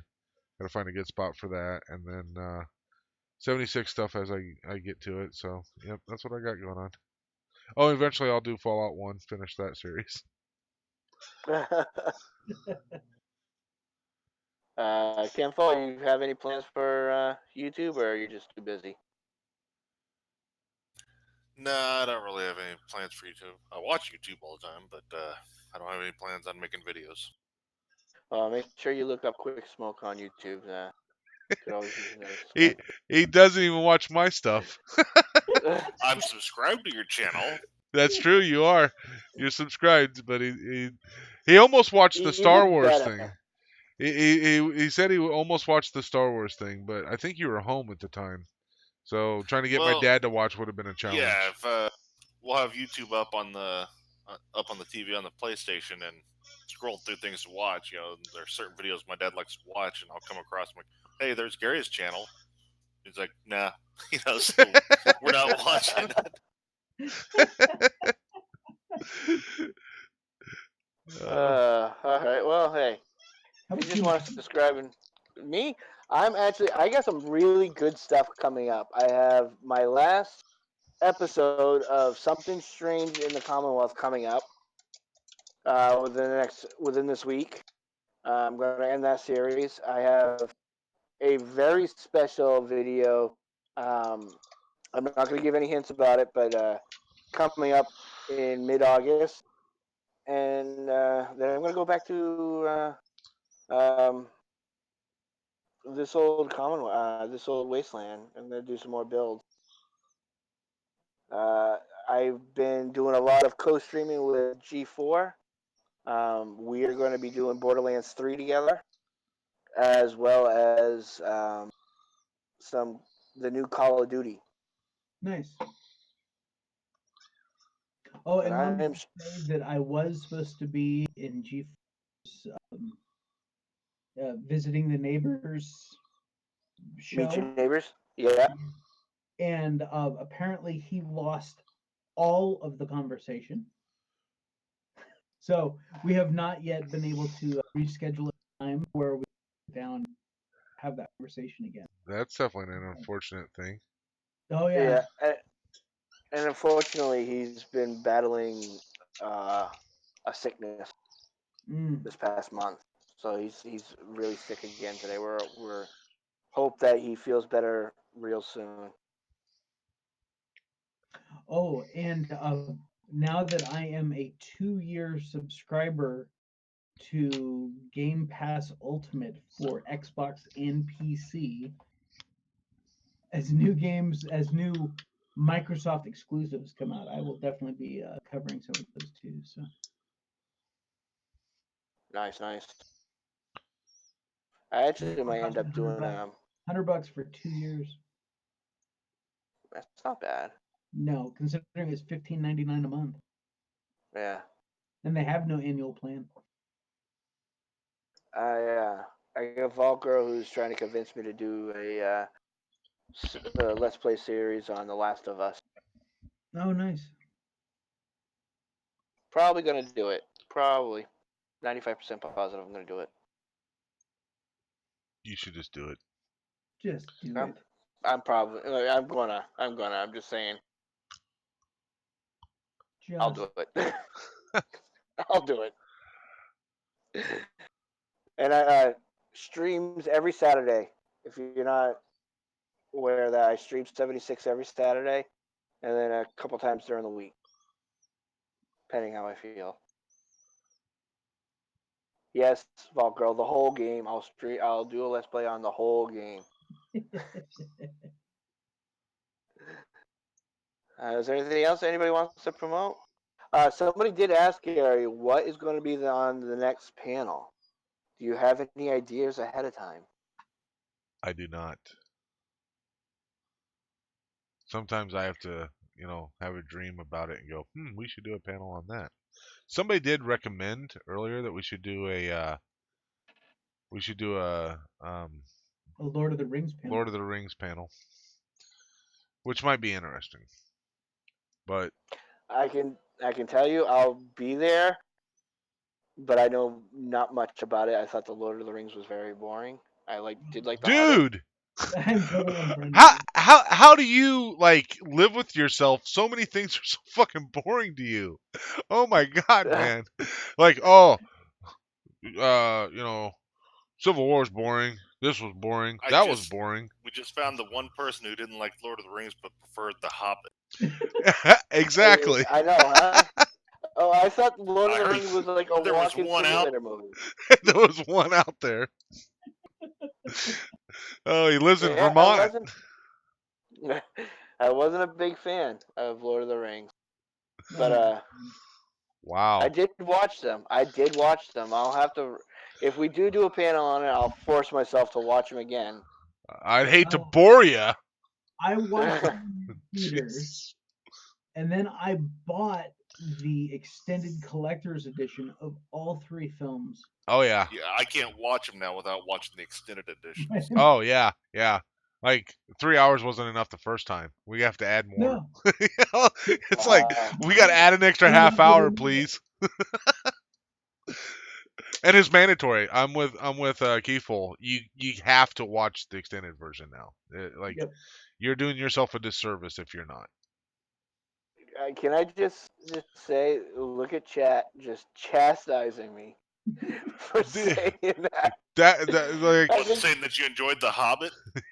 that I didn't like Lord of the Rings. I I think didn't I just dislike lost The 30 Hobbit, but- subs. Hey, there was another Benedict Cumberbatch role right there.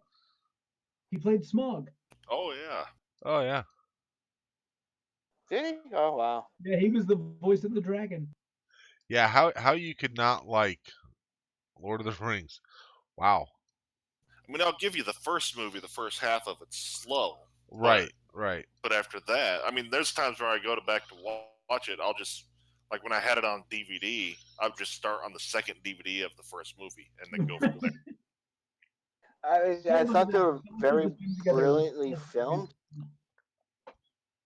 I thought they were filmed very well.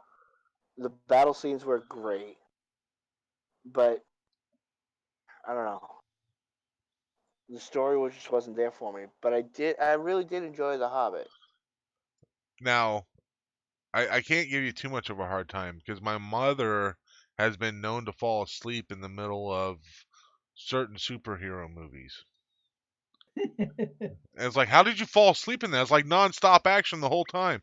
I don't know. It's just sitting there. Next thing I know, it's out. What? You know, I am going to go out on a limb here and say that I think that the Lord of the Rings trilogy that Peter Jackson put together is actually better than the books. I enjoyed it more. Let me say that. Never I read the enjoyed books, the so original book.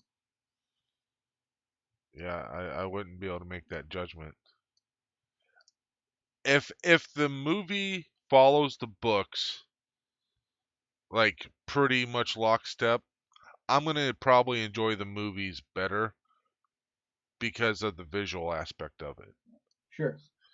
But the moment that they start cutting a bunch of corners or changing things for artistic licensing and all that kind of stuff, then you've pretty much ruined me if I ever enjoyed the books.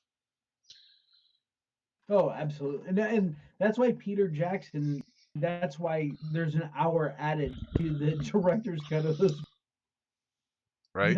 because he was trying to put as much of the storytelling that Tolkien did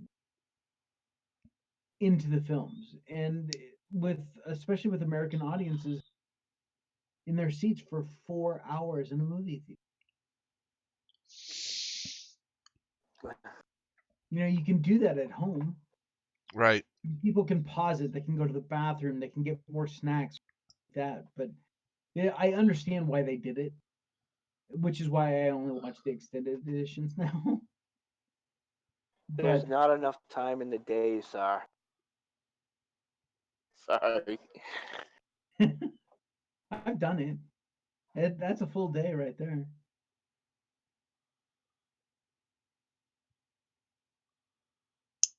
Oh boy.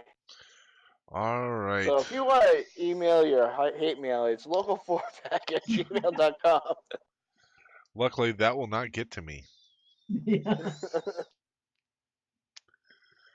Okay, well, you guys know, I posted it earlier. If you don't already know Quicksmoke's channel, make sure you go in there and drop him a line and tell him that he needs to have better choices in his movie watching life. Do it early, do it often. Don't do it on his videos because you don't want those to, get extra extra visibility. Do it on his channel chat thing. No. Go to Quicksmoke's YouTube channel and subscribe. Hit like on everything. Tell And tell your tell friends. yeah, you got to make sure you tell your friends to subscribe. That's one of the things I love about Mikey. He's like, subscribe. Tell your friends to subscribe. Get a gun. Go fucking hold somebody up and make them subscribe too. Pull somebody over on the street. I told Slacker one day to like pinch some old man's air tube because he works at a nursing home to get him to subscribe to my channel. Subscriber, I'm not gonna let go. And Adama, I guess, works at a store. I told him to, like his homework for one night is to tell at least 10 customers about my channel. Try to get them to subscribe. Oh, that's pathetic. Hey, I had this is not going to surprise you. I had a Apple support guy online the other day, and it went from him trying to fix my computer to me selling him my channel. Where now Apple support, is that like hi, my name's Quicksmoke and I own an Apple product? Yeah, that's it. Apple Anonymous, the new AA. The new AA. Well, you'll be all happy to know, all you PC area nation people, that within the next week my Apple will be gone and I will have a PC. It's about damn time. Yeah. That's all I gotta say. And it's not about supremacy. It's the same thing. You know, if you have technology that only a small percentage is, you are bound to whatever the manufacturer. I I bought it because I wasn't happy with Windows at the time, and it's bitten me in the ass 10 years later. Well, technically, it bit you in the ass a lot sooner than that. Like Right. when you couldn't log in anymore and do any updates. Right, That was like right. how many years ago? 5 or more. Oh, more than that. More than that. So like 2 days after you got it, you've been bitten in the ass. I would have to say honestly, about 3 months after I bought the computer, for some reason Apple Cloud would not update and wouldn't let me save anything to Apple Cloud. That's when it started biting me in the ass. I'm sorry, but that's fucking hilarious. Oh, I'm sorry. Your life sucks. I mean, I feel really bad. Gee, thanks, Gary Bear. Dude, I'm gonna totally share some links to some videos.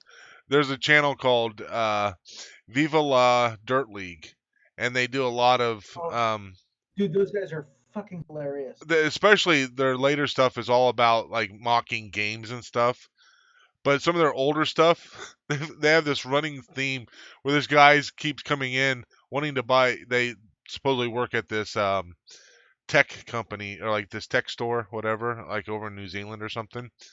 And like they sell all these computer parts and stuff, and they sell Apple stuff. And the guy comes in and is like, "Oh, I want to buy a MacBook Air. Oh, that's great, you know." And they're, let me show you what we got. And so they'll like start walking over there, like, "What are you going to use it for? A little bit of internet surfing and a little bit of video editing or something like that." And the guy's like, "Gaming." And they just turn around like, "What the fuck did you just say to me? Get the fuck out of here!" It's just hilarious. Those things there are just phenomenal. Just crack me up every time I see one. I'm like, yes, I need to send this to all the people I know that own an Apple. And you know what? Their gaming videos are absolutely hilarious. Oh, and they're so accurate. That's what makes them so hilarious. Right. Oh, it's just funnier than shit. Like all their RPG, like NPC Yes. stuff. Where Oh. where the gal comes back to claim her word, and he's like, and the guy in front of her picks the breastplate, and he's like in the shining breastplate, Yeah. and she's like, get your reward, and she goes, I want the breastplate. And he goes, or you could have the staff of wind. And she's like, breastplate. And then it's like this little bikini top chain. Yeah. Yeah. She's like, how's this supposed to protect me? That's hilarious. Yeah, if you guys haven't seen that channel, you totally need to check that out because that channel is for gamers. That's a funny ass channel. Just cracks me up every time I watch one of them. All right. Well, we've been dilly-dallying long enough here, I think. I want to thank everybody for joining us and harassing the shit out of Mikey, because sometimes that's all I get done that makes me happy. It's the small things, man. It's the Yeah. small things. Definitely want to thank the guests, Vic and Kefull, and Morpheus. I know you're not here, but you may come back and see what we were talking about later. And want to thank you for joining us as well. I think we had some pretty interesting conversations, and